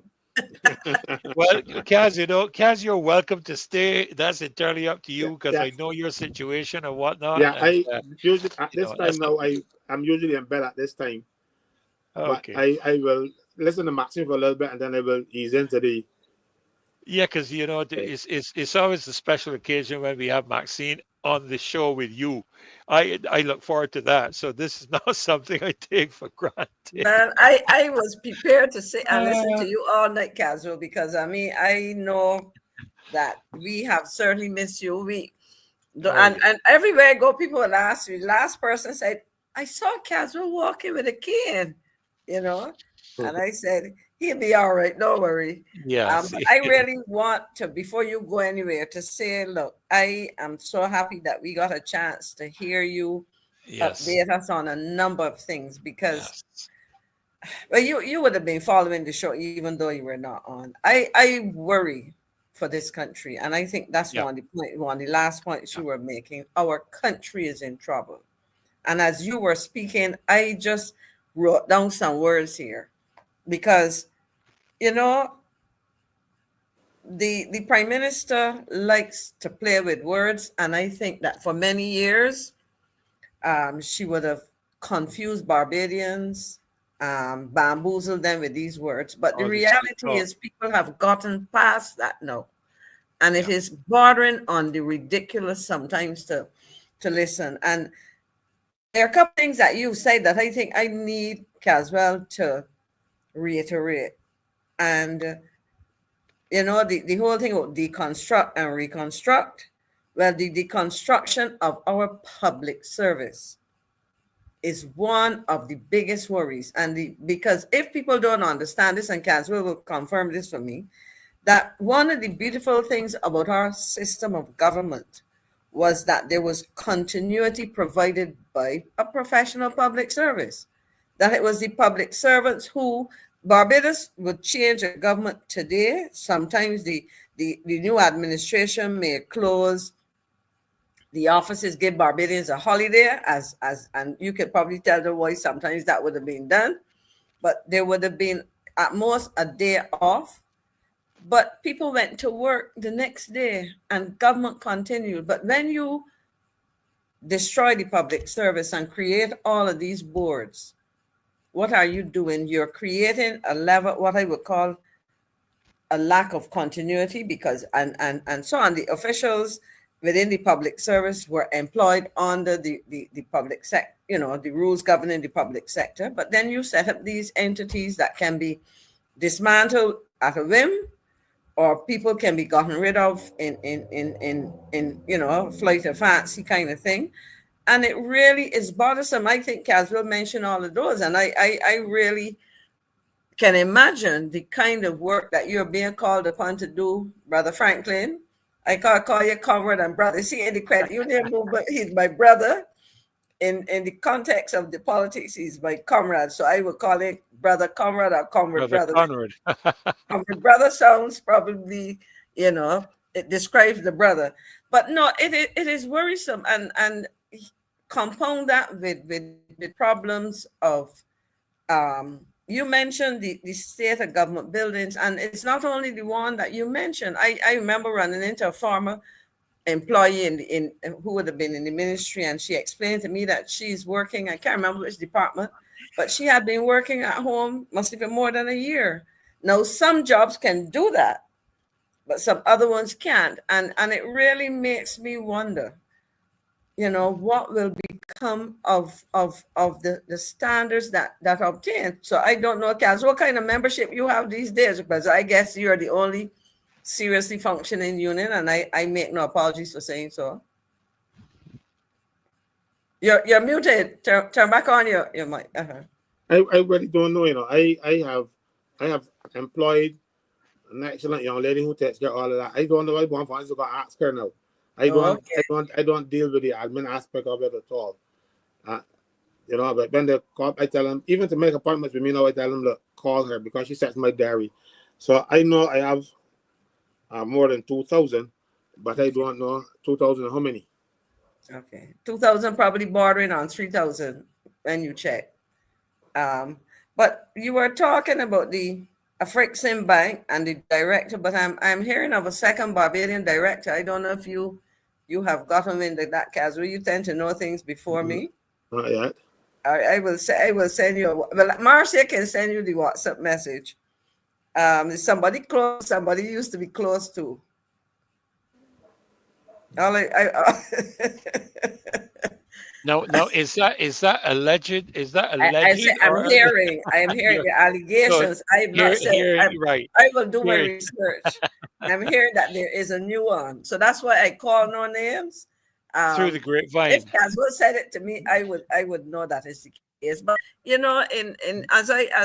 we sad. Celebrate your return with us, Caswell, and I really hope that you will do as you're supposed to and get as much rest as possible, because you've been doing a lot of work, and I was amazed to how you did it night after night, and then the increasing load in terms of not only the membership but the kind of issues that are arising because of the practices that we're seeing now, And really and truly, if I could segue into what perhaps is the way that I was summing up, listening first to Rose and then to Caswell, because in a narrow sense and in a broader sense, this is about leadership. This is about leadership of the country. Yep. This is about the leadership of the people. When I say the country in the traditional sense of your minister, your prime minister, your minister of finance, your minister of energy or international foreign affairs or whatever, minister of health, what I am asking myself as I listen to explanations given, whether it's the most recent one given by Minister Kerry Simmons talking about trying to justify what cannot be justified. And I think Caswell reinforced that in terms of what is this entity called the Afri-Exim Bank. It is an export-import bank. It's about facilitating trade. It has multiple shareholders. And in looking at these things, one has to question how much confidence and how much trust can we really put in what we are hearing, because we're now talking about persons who are supposed to be leading by example, and what do we get? In fact, a lot of explanations. And I must ask the question, and Caswell, I'm going to call it the name a million times today. I ain't get to call it on this show for a long time.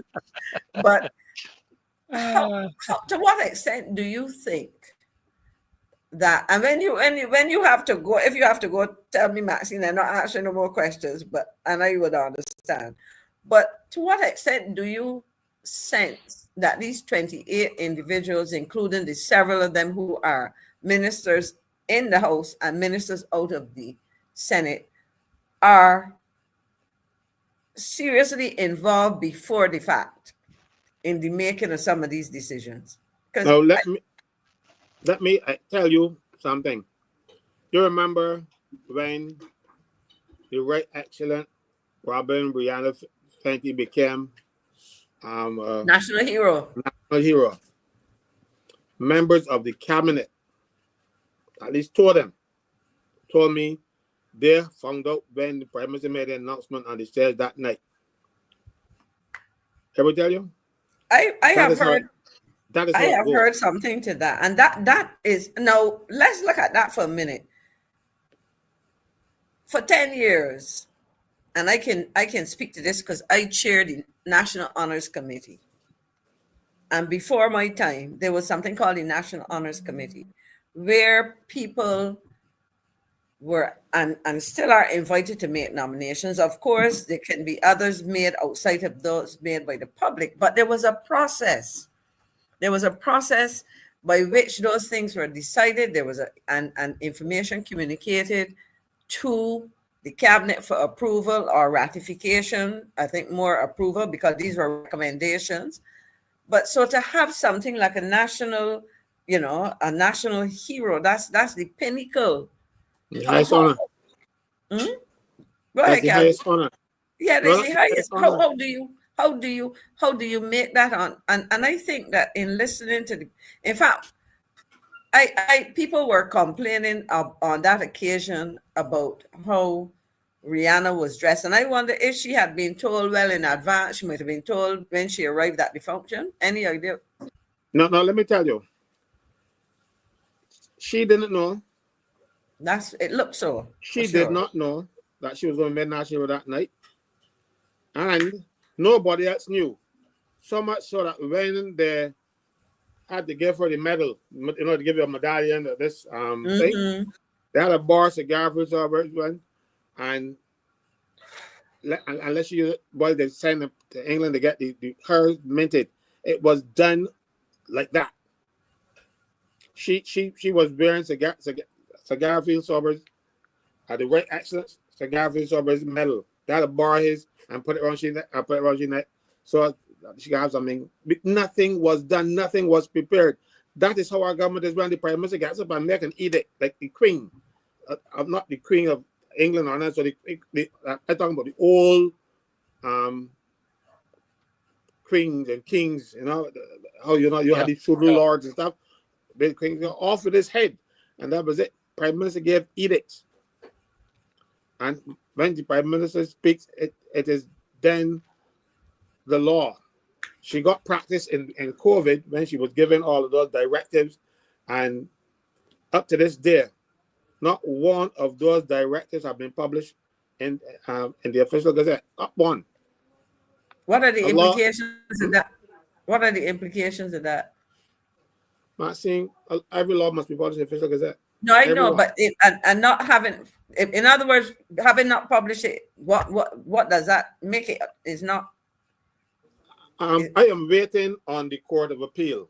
Now, this is about a year now. My case went before the Court of Appeal because, the judge ruled against me because, remember, I took the matter to court. Mm-hmm. And the judge ruled against me. I appealed. I said, I said, I do not remember the judge saying these things that she wrote in the judgment. I'm not saying that I'm right, and I'm not saying that she's wrong. All I'm saying is that I don't remember. So I want the transcript. The Court of Appeal ordered them to give me the transcript on at least 3 occasions, and they refused. Wow. I imagine the Court of Appeal, which is the highest court in Barbados for Barbados, orders the registration department, I think, to give me a transcript, and I didn't get them. But the Court of Appeal then finally got to hear the matter, and we waited another year. Because I suspect that if they come up with a decision that I don't like, and I suspect that's what was going to happen, I go into Trinidad. And not because I ain't getting the money from it, but I want law and order in this country. Because the government is too lawless. They're doing what they like. Yeah. And because you got the numbers, you're a bully. I don't like bullies. Never did. There's something I was just looking at a note, because as I said, when I listened, I made some notes. One of the things that Rose mentioned, she mentioned transactional voting, and I listened to that, and then I listened this morning. There was a news clip from the Prime Minister. I wrote down a couple of the words. She talked about government alone cannot deal with the raising of our young people. She's talking about criminality, etc. And then Caswell was talking about some of what we saw happening at the opening of Parliament and these kinds of things. No, and then I listened to the leader of the opposition, and he made reference to morals or morality. I'm trying to remember which are the 2 words he used, and versus money. I have a serious concern, and perhaps it's something that I will put on the table here. We in Barbados need to pull back a number of things. And I think that Barbadians need to start demanding of the political parties, especially in the face of a lot of the hardships people are facing, that we don't find ourselves, well, I mean, you can use big splashes, but worse yet, we have heard over the years about vote buying. How can we put this on the table as something within the context of all the Prime Minister talking about getting our young people to go back to Sunday school? I hope she went to Sunday school in her day. How can we start to get people to think in those terms? That we need to eliminate certain practices which essentially are, abhorrent. That is talk for the crowd. We saw people taking pictures of a prominent Barbados Labour Party member in Hayesville handing out money on election day. There were photographs of that person doing it. And nothing done. Nothing was done about it. Nothing and the reason done. why nothing is done about it is that the electoral office, at the time I think the chief was temporary or something, they keep people either temporary or they get their loyalists in the jobs. You see, the Prime Minister has started with making heads of departments contract people. So they can't tell the Prime Minister, no, you're wrong. Because if that happens, you're gone. But one senator tell her that they were wrong about the whole damn thing. Look what happened. So you can see the pattern. So these people don't dare say to the government, or the government ministers, whoever, that this is not. You are supposed to take directions from the professional people in the public service, because a minister does not necessarily have to be an expert in his ministry. You're lucky if one is, but the only qualification to be a minister is that you are a member of the Senate or a member of the House. And anybody can become a member of the Senate and a member of, well, we didn't have, everybody was not an esteemed lecturer at the university and goes to goes to the Senate. Everybody's not like that. Who you talking We have about? some, you know, we have people who could barely read and end up in cabinet. You see, because it is the quality of the people you pick. Now that's important. Incidentally, Maxine, I think Dave has a video, because you can see the leader of the opposition up there on the screen.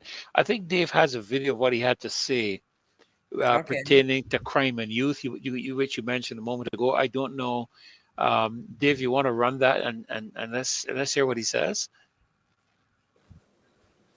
You can't have 12 and 13 people dying in 2 months without people understanding that there's something fundamentally wrong in Barbados. And I was looking at the news just before I got up, and this woman is back with this foolishness. Rather than deal with crime and criminals in Barbados, I've asked her pass anti-gang legislation. And I don't need Parliament to say this. I would say this to you. Mia Mottley knows why she is afraid to pass anti-gang legislation.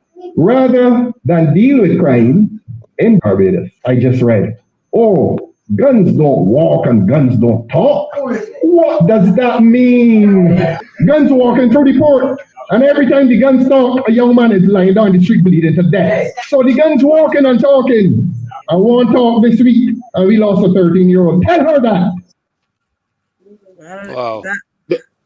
They're not taking crime seriously, you know, because we have a situation where right now, a youngster, 13 years old, turning 14 years old, he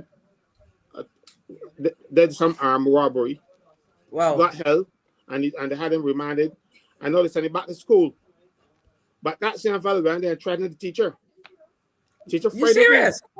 Right? I'm not going to call the name of the school. I will No, do that later. no, that's okay. Mm-hmm. All right? But this is a secondary school in Barbados. And the youngster is before the court now for armed robbery.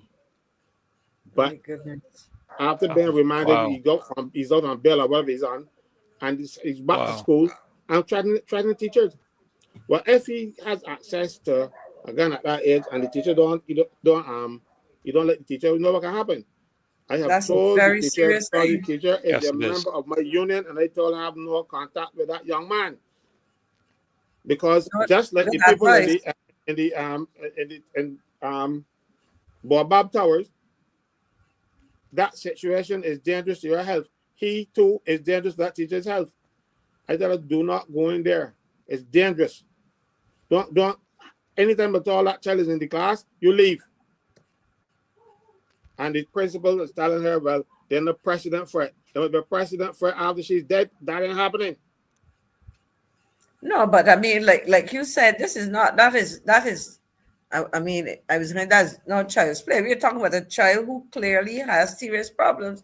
Now, you know, I saw a question up there, and one of the things that before I go to, I think it was Adrian Hines who had a comment about the concert. But before I go there, I am wondering, because we're talking about crime and we're talking about trying to find solutions. You mentioned that 14-year-old. There's a 15-year-old and a 16-year-old charged with murder. Recently, a 15-year-old, I think it was Wednesday, Thursday, between Wednesday and Friday, a 15-year-old was charged along with some other people who had been previously charged with a recent murder. There's a 16-year-old, somewhere in the middle to later part of last year, the same thing. And my question is, when these children, because a 16-year-old is still a child, they're minors, when these come to the attention, when they're arrested and charged, I wonder what kind of analysis is done to understand how they got to where they're at. Because I think it's important, because when we see this happening, this child didn't wake up, I don't think yesterday, the day before he committed the crime, to do it. Something is happening that we need to understand. And I haven't said that I don't know if anybody has any idea what happens in a case like that with children, if there's any investigation, any compilation of information. Because the reason I ask that is it possible to use that kind of information to kind of identify some persons who may be at risk of becoming or exhibiting similar behaviors, becoming like that or exhibiting similar behaviors? It really worries me, you know? Maxine, a few years ago when I first came back to Barbados, I spent some time in Trinidad. I lived there for a couple of years. And I came back, my wife and I, to start our ministry here. And we were located at where the Fair Trade Commission is now. I don't know if you remember, that used to be a place called Good Hope. You used to have a large home there. Mhm. And we were staying there. Richard Brown, a psychologist, he was actually occupying the place at the time as well. And in talking with him, we arranged a meeting with some of the members of the Free Hill Gang. At that time, I don't know if the gang still exists, but at that time it did. This was 1997. And 3 guys came to our home one evening. One had a Glock in his back, one had a Collins, and the other had a Bowie knife strapped to his foot. And we got to conversing with them, and I asked, why all the weaponry? And the guy with the Collins said to me that he had been abused in his home by his stepfather as he was growing up.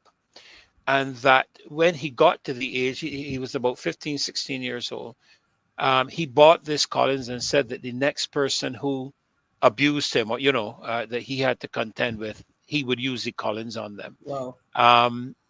There were some very serious statements made concerning their upbringing, their home environment, if you want to call it that. I remember a comment made with regards to God. I asked, the 3 of them are sitting in front of us. Obviously, there was one a bit older who tended to be, I don't know if he was the leader of the gang. I didn't go into that, but certainly leader of the group that came. And I looked at him. My wife was present with me. We looked at him and we asked, well, what would you say is the greatest need of our youth? This is 1997, all right? And I was stunned by his response. I really mean stunned. Without a hesitation, he looked straight at my wife and I and said, God. Okay. I couldn't believe it. It's the last thing I expected to hear from a young person in a gang at that time. And he said, God. And I asked him, I said, why God? He said, because if we don't find God somewhere, we are going to self-destruct. So clearly there's something happening, and I know there's been some conversation about it, but from a ministry standpoint, we encounter a lot of very serious crises within families. How parents relate to children, how children relate to parents, that kind of thing, how punishments are enacted, how they see parents interacting with each other in terms of, when they have a disagreement, that kind of thing. That is what they see. And at the beginning of the program this evening, I made mention of the fact that, I sat and I watched the estimates. I sat and I watched the budget and some of the replies. And when I watched the conduct, the demeanor, and the language, I said to myself, but these people don't have any moral authority to speak to the youth with relations to how they engage conflict, because listen to how they're speaking to one another. And they fail to realize that young people are watching this. There's a saying we have in Christendom. I don't know if you've ever heard it, Maxine or Caswell. Your life speaks so loudly, I can't hear what you're saying. I don't know if you've ever heard that. I've heard that expression before. Yeah, that is what I really personally feel we're experiencing right now. And as a result of that, the young people really don't want to hear anything from authority figures, if you want to relate it to that.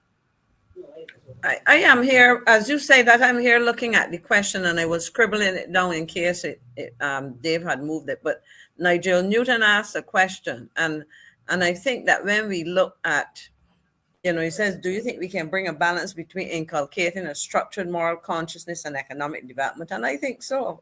I think the first of all, I believe that as a country, and I've heard some discussion about this, that we need to have some understanding of what are the fundamental values that should inform us, and we don't have to look far. We need to just revisit a lot of what was instilled in Barbadians pre and post independence in the early days. We also have to think in terms of what do we mean by economic development. You see, I equate this with a couple of things. If we are talking about, and I'll use this discussion, and I have to go back and get his exact words, but I have a recollection in wrapping up the debate, the minister in the ministry of finance, he delivered the budget.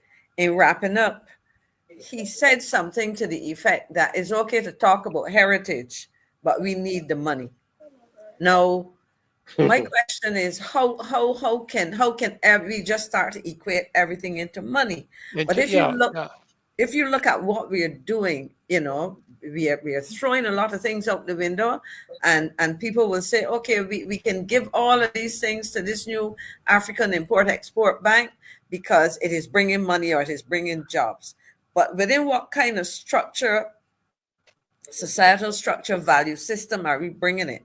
And I remember when some people in the government sought to criticize late Prime Minister Thompson when he said that Barbados is more than an economy; it's a society. Yes. I just made a note of an that. Economy is about, put it very simply, dollars and cents. Material things, goods and services. A society is about the quality of life of people, the prioritizing of people, and working. All you do work towards building certain quality of life. So, for example, if I could quickly link that to the Prime Minister's comment about the government alone cannot deal with raising our young people and young children, we have a responsibility to work as a community and talk about spiritual food, etc. Now, you're saying all of that, but for weeks, members of the Christian community and some people who perhaps are not necessarily closely attached to any religious denomination or whatever, were saying, why are you choosing to have not only the musician who people were objecting to, but a concert or whatever on Easter Sunday, not even Easter bank holiday, not but even Easter bank holiday. Yeah. Easter Sunday for persons, as an Anglican, it is seen as perhaps one of the most, if not the most important day within the Christian calendar. It is, you know, and so you are. It is because that's when Christ is risen, and our faith is pretty much centered around a belief in that. And so you're saying, send your children to Sunday school. Some people are asking if you're talking about the Sunday school that is fine in certain bars, because even to use that name in some, certain musicians around here have talked about Sunday school. And I guess school on Sunday is Sunday school. But for us who are members of the Christian faith and practicing Christians, it has a very special meaning. So when I look at the question that was posed by Nigel, what you're really saying, Mr. Newton, is that it is possible, but it will be difficult to achieve if there is no clear effort to believe that and pursue it. So I'll pause there. Let me tell you something. You don't see a pattern. You remember, Republic Day came on the 30th of November for a reason. They want to de-emphasize Barrow. Yeah, I'm not trying now to equate Barrow to Christ, but the same principle applies. You put these nonsense on Easter, mm-hmm. the holiest day in Christendom, because that is what holiest weekend. Entire weekend. Entire weekend. If Good Friday. This had happened in a Muslim society, no.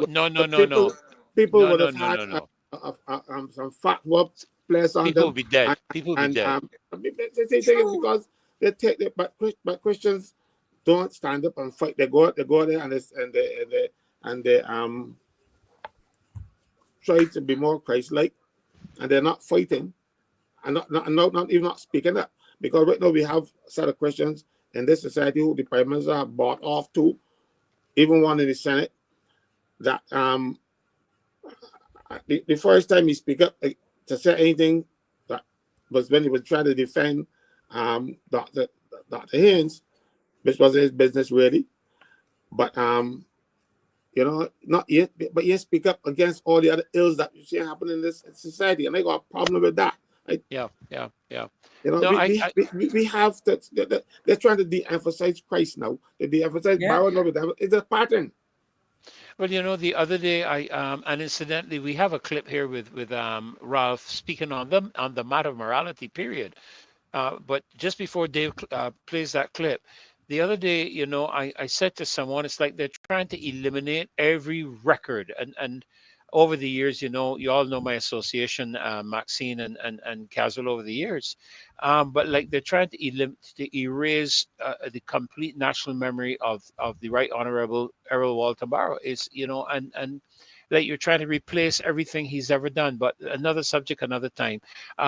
Let's hear, you mentioned it a few minutes ago too, Maxine, about what the leader of the opposition, I believe, had mentioned with regards to morality. So Dave pulled up this clip for us to listen to. Go ahead, Dave.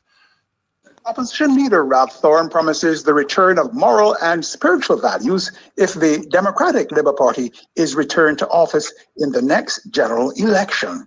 Mr. Thorne accuses government of elevating people whose interest, he claims, is on advancing themselves materially rather than on addressing the needs of Barbadians. Speaking at the opening of the party's branch office in St. Joseph, Mr. Thorne said Barbadians will have a choice to make when the election is called. The next election will be one in which the voters of this country have to decide which is more important, money or morality. Money did not bring this society to its point of high elevation. We are about building this society so that when we come into St. Joseph, this is a genuine expedition among the people of Barbados who matter, the people who have built this country. The millionaires and the multimillionaires did not build this country. We want one of our own, not based on money, but based on morality. That is what the next election is going to be about. Money versus morality. And I will tell you all now, in the money war, we cannot win. But in morality, we are going to win. The opposition leader, Ralph Thorne. Yeah, you know, when you mentioned, Maxine, about economy in a society, David Thompson, I remember him making that comment several years ago when I think he was getting ready for an election. And I had actually, just before you made it, I had actually written it down in my notes. I put it there, you know, but because to me, you can't separate the two. The two are inextricably, I think is how they would express it, linked. Look at what we have happening now with people going through the hardships in terms of, you know, I go into the supermarket and I watch people trying to shop in the supermarket. It's very, very tough for a lot of people. And I watched them, you know, there was one point in time, I don't know if you all have observed this, where you would see people pick up a brand, and now they're picking up they're looking at the price. They're no longer interested in whether it's Farmer's Choice or Eve or whatever. They're looking to see if it's $5.59 or $4.57 or whatever it is, you know. And so, in a real sense, I don't see how you can separate the two.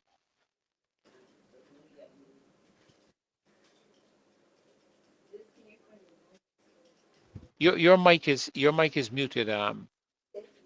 Yeah. No, still can't hear you.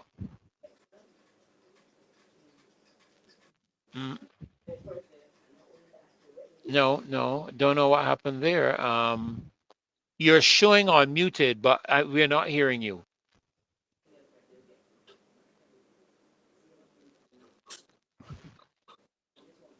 Yeah, you might have to go. You might have to go and just come back in very quickly. Yeah, Caswell. What do you think? What do you think? Your thoughts? Sorry, I was looking at reading something. I didn't hear you what you said. Yeah, no, I was saying that the society and the economy are inextricably linked. You can't really separate the two of them, because at the end of the day, people's ability to service their financial needs is a part of the overall stability and security of the society that you live in. If they can't do that, then they start to resort to different aspects of trying to make ends meet, so to speak. I spoke with one of the people who Barbados like to call drug lord, because everybody talked to me, and he said to me that he had never had any intention of getting into drugs, but he had a family. Mm-hmm. He had no work. He had to find something to feed his family. So that explains it. For that sums it up in a nutshell. Yeah, People will yeah. resort to whatever. If a hungry child crying is It's not very difficult to ignore. right, Yeah. it's not something that you can ignore. So I understand what he was telling me. Not that I agree that he should have gone into crime, Mm-hmm. but he went into crime to feed his family. He also told me that when he got the offer to come out of crime, and if you campaign for us in election, that he jumped at that opportunity, but that promise did not Materialize. materialize, Mm-hmm. right? Because you use people to get what you want, and then thereafter they're expendable, and that is devilish. That when we're going to stop the building, Very that wicked. we got some big ones too. Mm-hmm. That is the problem. We have people with no morals, and they're leading this place, Mm-hmm. and people tell me all the time, oh, but how they can do this, how you can do that? I said, you start judging people with your yardstick, because you got a conscience. You feel like everybody should got one. Everybody got one, so a conscience wouldn't bother you if you ain't got none. So you will see people sell out this country to get a kickback or two. Not calling any names, I'm not even saying anybody. I'm not even saying the administration. I said, but they will sell it out to get a little kickback, and they don't care what happens to the society after they are gone. That is for somebody else to fix. I may have. That is Yeah, what we might sorry. be saying now. I may have forgotten to mention to the loyal opposition, those that are watching, to call in 2367000, because we've been having such an intriguing night, intriguing conversation. 2367000. Don't forget the Love Barbados March this Saturday, April the 5th, 10 o'clock, starting at Liquidation Center on Bay Street, going straight up to Jemmotts Lane. Maxine, let's see if we have you back. We got a lovely picture of you, but no voice. And your mic is unmuted. You sure there isn't a button you touched No, she's somewhere? she's being hacked. She's being hacked. No, trust me, I have Yeah. had more attempts to hack into my computer, my email, my personal email, my office email. At one stage, they even took them away from me for a period. And people say, well, Caswell, be say I ain't getting them. When I check in, I ain't getting emails about me getting them. So they go up there. I have this antivirus thing on me, and I had over the last week 63 attempts to get into my computer. Wow. 63. Wow. I can understand no way the African people will want to invite me to the thing, because if people are so interested in my thing, that might be something about me. 63 attempts. Wow. 63 only last week. 63 attempts to get into my computer. I think I don't understand why, because I know in my computer that nobody can know. I still use paper. 63. Wow, that's amazing. That's amazing. That's what the antivirus thing reported. Yeah. On the thing. I don't know how much about it. My son is who take care of my technical knowledge. But 63 attempts. They had my email, they had my WhatsApp, they had everything. The people just, I don't understand. It's you know, I'm hearing the plight or plea in your voice, and it's something that we all share, Caswell. You know, we're very concerned about it. You know, an old preacher told me many years ago, when you have children, it's one thing; when you have grandchildren, it's going to be another. And I didn't really know understand what he was talking about until we did have our grandchildren and started to have our grandchildren. But it seems we have a caller, Caswell, on the line. I'm glad that you're still here, and I really appreciate you staying with us in spite of all you're going through. Thank you so very much. But we do seem to have a caller on the line. Good evening. This is the Marcia Weeks Show. Welcome.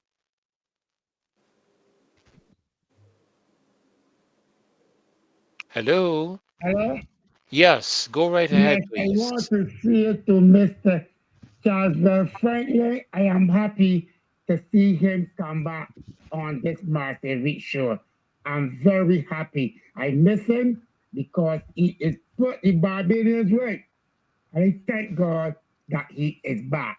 Thank you. Have a nice night. Thank you so very much.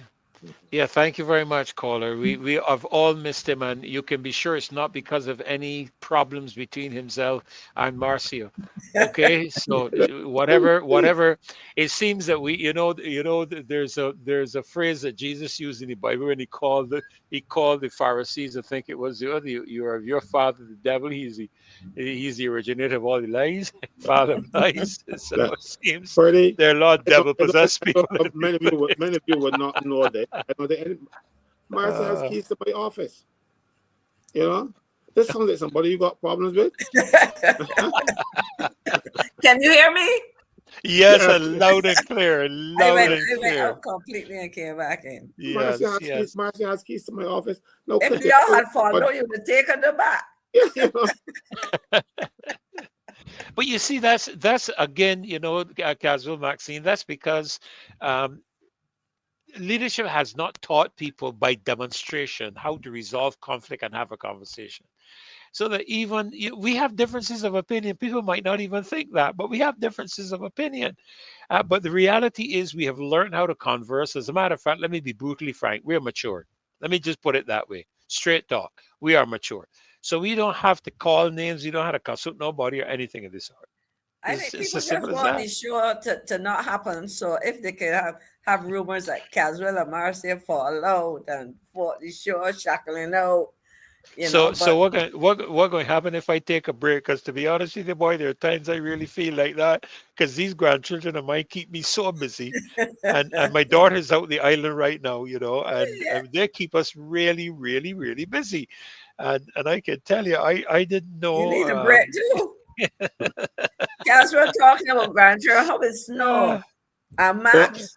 Yeah, I saw a question tonight on the show about snow. Okay.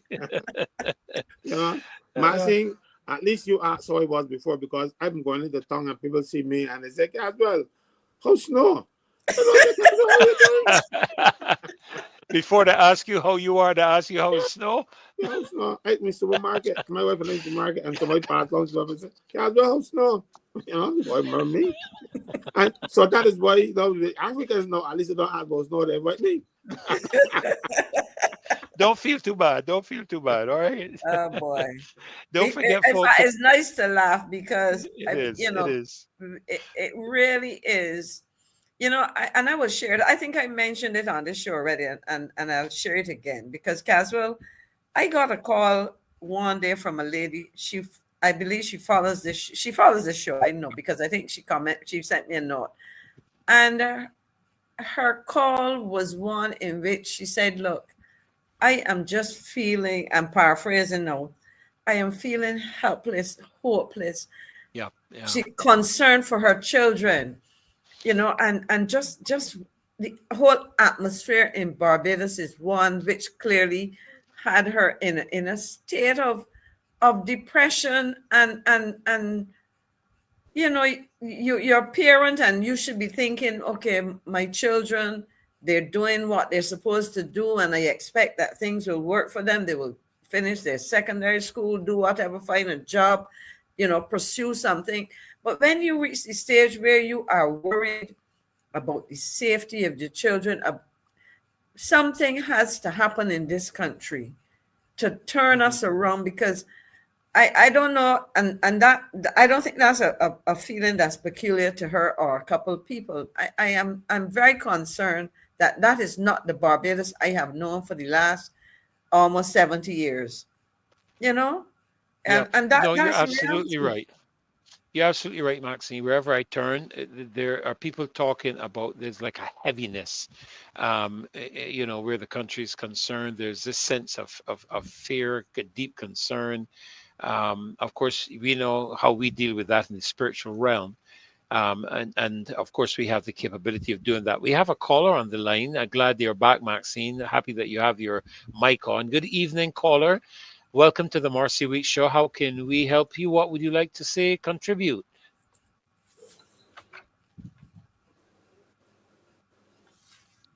Okay, we lost that one.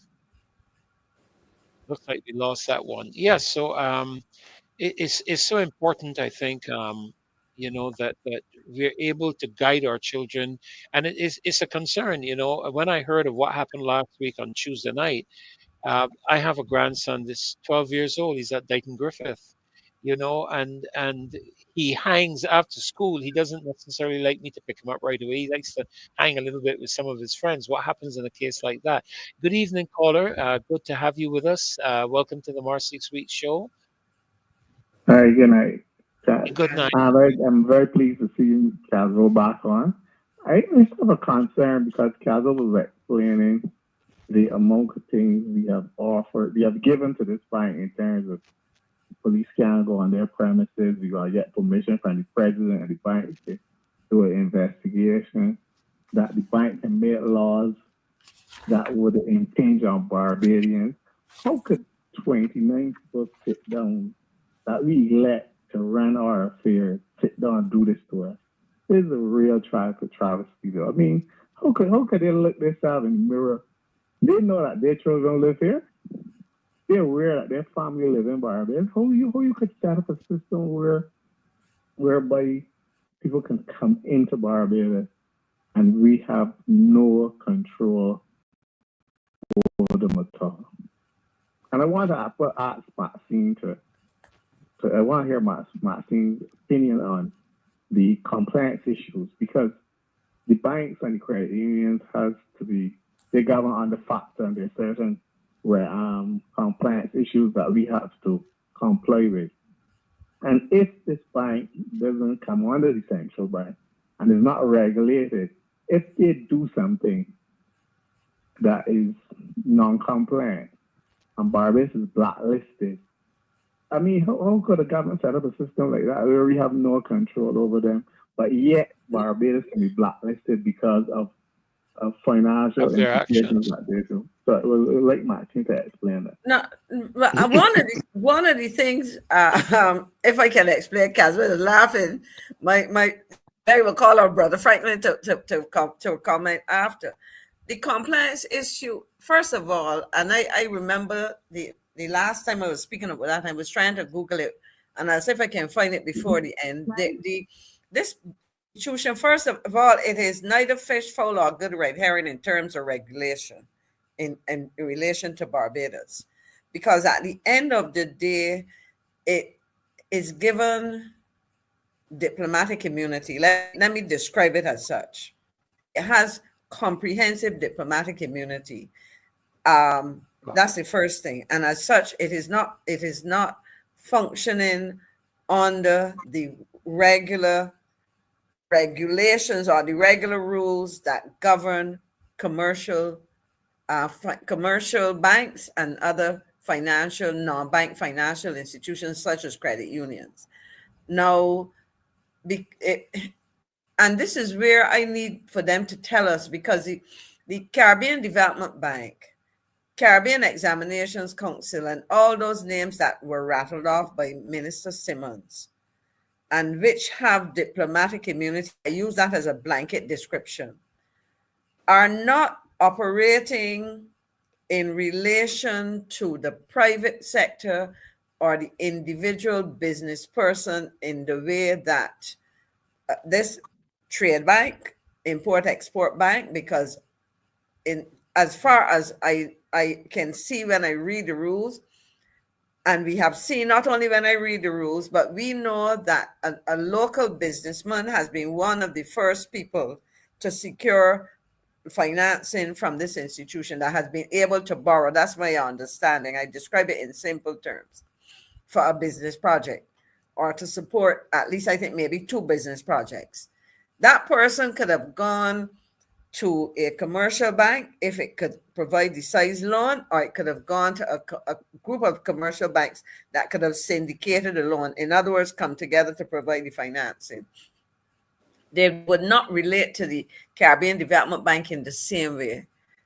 For the CDB to engage any private sector, it would have to go through government. The point I'm making is that part of trying to answer your question, it becomes complicated because it is not subject to regulation in the same way that other banks that might engage in similar commercial activity or commercial activity that parallels what they do. They are regulated under the legislation, the rules which would see the Central Bank of Barbados regulating them and the Financial Services Commission. So I'll stick a pin there and ask Caswell if he wants to say anything in relation to that, because that's an important issue. Yeah, can we just quickly go to the? Can we just quickly go, Caswell, to the caller that's on the line? Just hold your comment. Let's just see what this caller has. Good evening, caller. Welcome to the March good night, Show. Mr. Franklin. Glad to see you back. Good night. Good night. I'm glad to see you back. Hoping to see you Saturday at the march. And I know you and Marcia would not have no ups and downs. We live loving, we are loyal people, and we love one another. So I'm glad to see you back, and I want to see you more back on the show to lively up the show more also. And you have a pleasant night and walk with your cane. Don't care when the boys about you can, is you can. Thank you so much, caller. Thank you. Thank you. Have a Thank you. pleasant night. You should know who this caller, Mr. Caswell. I think I do. All right, so you have a pleasant night. I'll see you on Saturday. Thank you. Caswell, boy, you got the challenge before you. Thank you, caller. God bless. Have a good night as well. Yes, Caswell, back to that question that was asked. But that is a very important question that the government needs to answer. Exactly. Because this we have set up a governance structure in Barbados that does not answer to Barbados. You can't get them before the court. The only thing you can probably get them before the court is if the speed and the traffic offense. I didn't see that inside there, but they are diplomats. Let me read this for you, because I remember last week I went looking at it. It says anti-money laundering and countering terrorism financing policy, AML. That's something that exists in terms of the financial sector. While Afri-Exim Bank is not governed by the laws of any one country, that is to say, it does not fall under any regulatory body. Listen to this, Caswell. The bank is committed to instituting rigorous policies to prevent and deter money laundering, terrorist financing, and other financial crimes in line with best practice. The bank's approach to AML enables it to conform to its charter, the Financial Action Task Force recommendations on anti-money laundering and countering terrorist financing, and the Wolfsburg principles. So the reality, it is not regulated but it isn't regulated. It says we will do the right thing, but is that enough? I say no. We have another caller. Good evening. Welcome to the Marcy Week Show. Hello. Yes, hello. Good evening. Welcome Hi, to the good evening. Welcome. Thanks for having me. I'll make it short and sweet. What's happening right now, in my humble opinion, the government and the leaders of Barbados are dealing with devils and demons. Hence all the bloodshed, all the violence. That's the price that we're paying. I'll leave it right there for now, but that's how I see it. There is a price to be paid. And you mentioned the word spirituality. we need to deal with spirituality. That's the only way we're going to win. Have a good night, all. Thank you so Thank you, very sir. much. Thank you, sir. That will possibly, based on the time I'm looking at, gentleman and lady, 10:01, that is likely going to be our last caller. So I am going to slip back and let the two of you give your closing comments. I am particularly thrilled to have been on the show with you both. I haven't been for a long time. Maxine, I have not been missing any of the shows that you've been speaking on, though. Even if I don't watch them live, I have been able to watch the recordings and listen to the comments that you make, and learn quite a lot, actually, from the aspect of your former experience as Minister of Foreign Affairs. Caswell, good to see you again. And look after yourself, my friend. Let me tell you, there's only one of you. There's no clone out there. There may be a clone for some other people overseas, but there are no clones out there for you. So please look after yourself. Your closing comments. Which should I let go first? Maxine, can I let you go You first? leave the best for last, so I'll speak first. Go first. No, I really Yeah. am happy to have had Caswell on the show. I think, again, the kind of analysis that we are able to from which we benefit, and generally what the show is doing, it was reinforced tonight to hear you speak on some issues which we've been talking about. And therefore it is and I think you made an important point. The show is more than any one of us, including the show on the whose name it is. It will continue. And as much as I saw people saying that they were reporting us or whatever the case may be, if it doesn't happen in one way, it will happen in the next. Because at the end of the day, anywhere we go, Barbadians are saying thank you to the Marcia Beach Show for helping us to understand the issues that are confronting us. And I would end by saying to the gentleman and anybody who wants to understand what the Afri-Exim bank is, and as I said, I have no difficulty with it as a import-export bank. My big difficulty is what the government is allowing in the context of how the bank is structured, what it really is.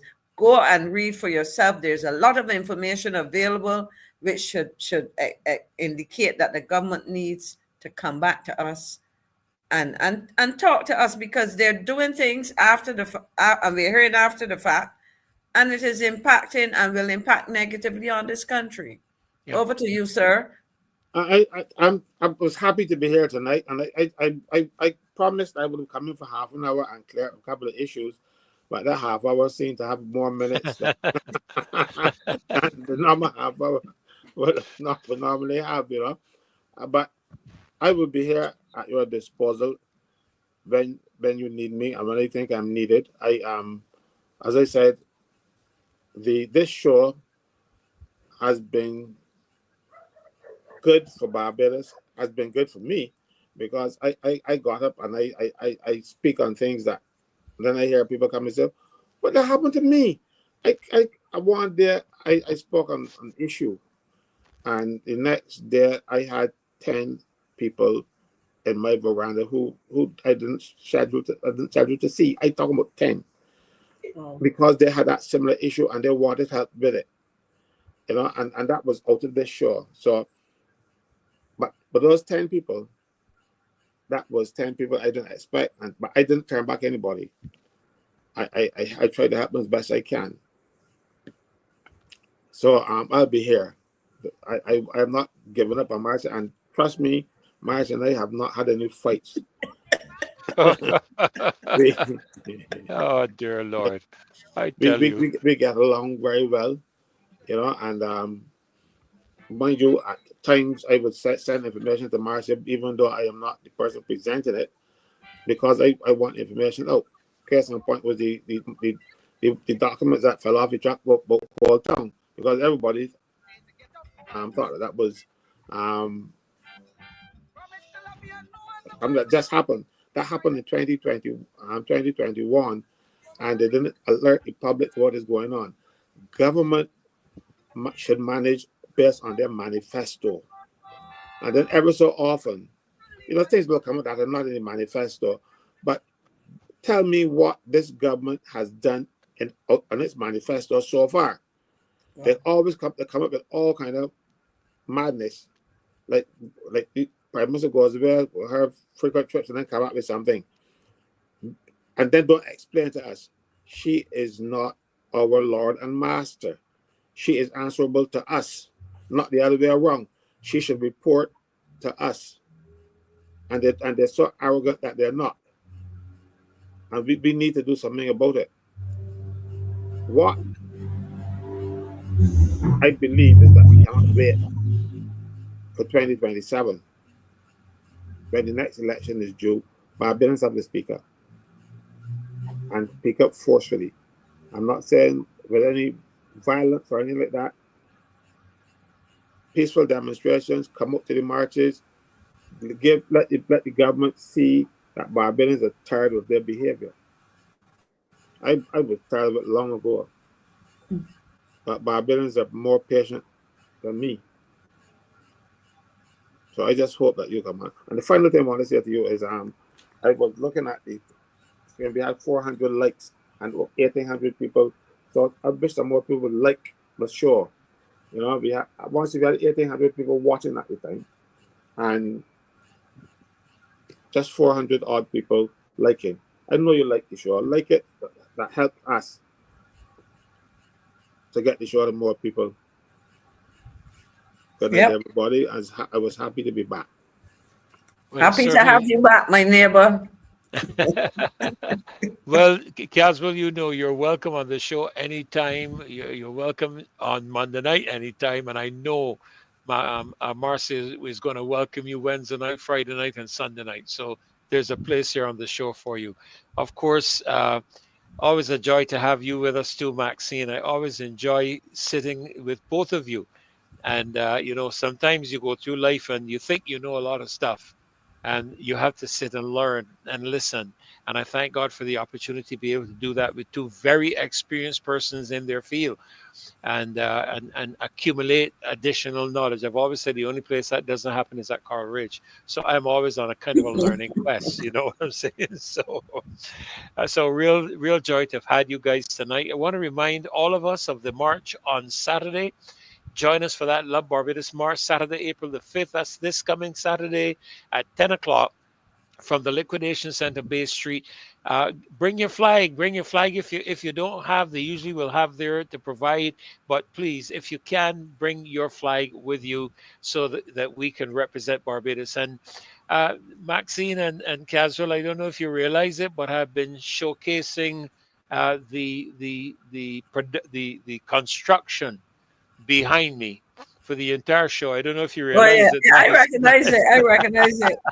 Is it supposed to be 12 stories? I think they said. I am not sure, to be honest with you, but you know, I felt coming on tonight. I actually learned a little technical stuff tonight, so I tried it out. And when I saw this image, I said, you know what?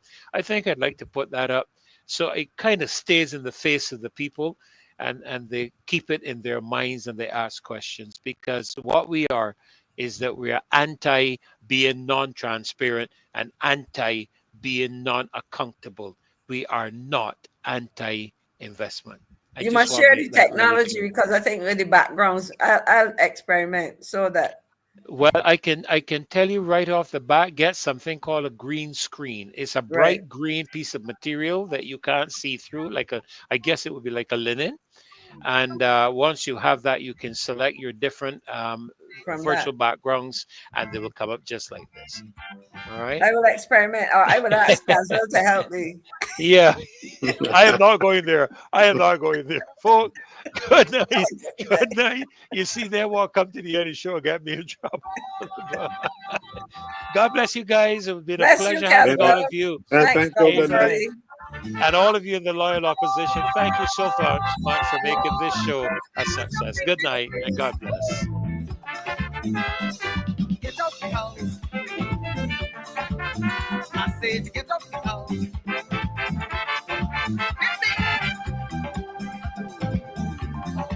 What you say?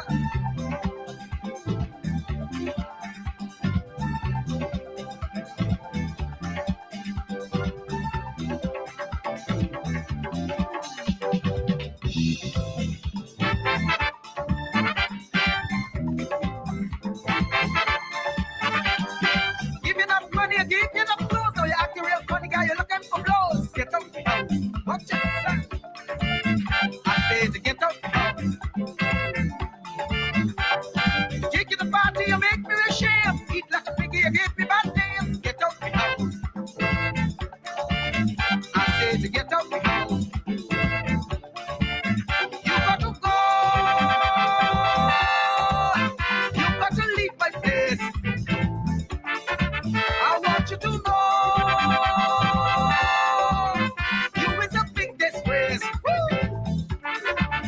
I said to get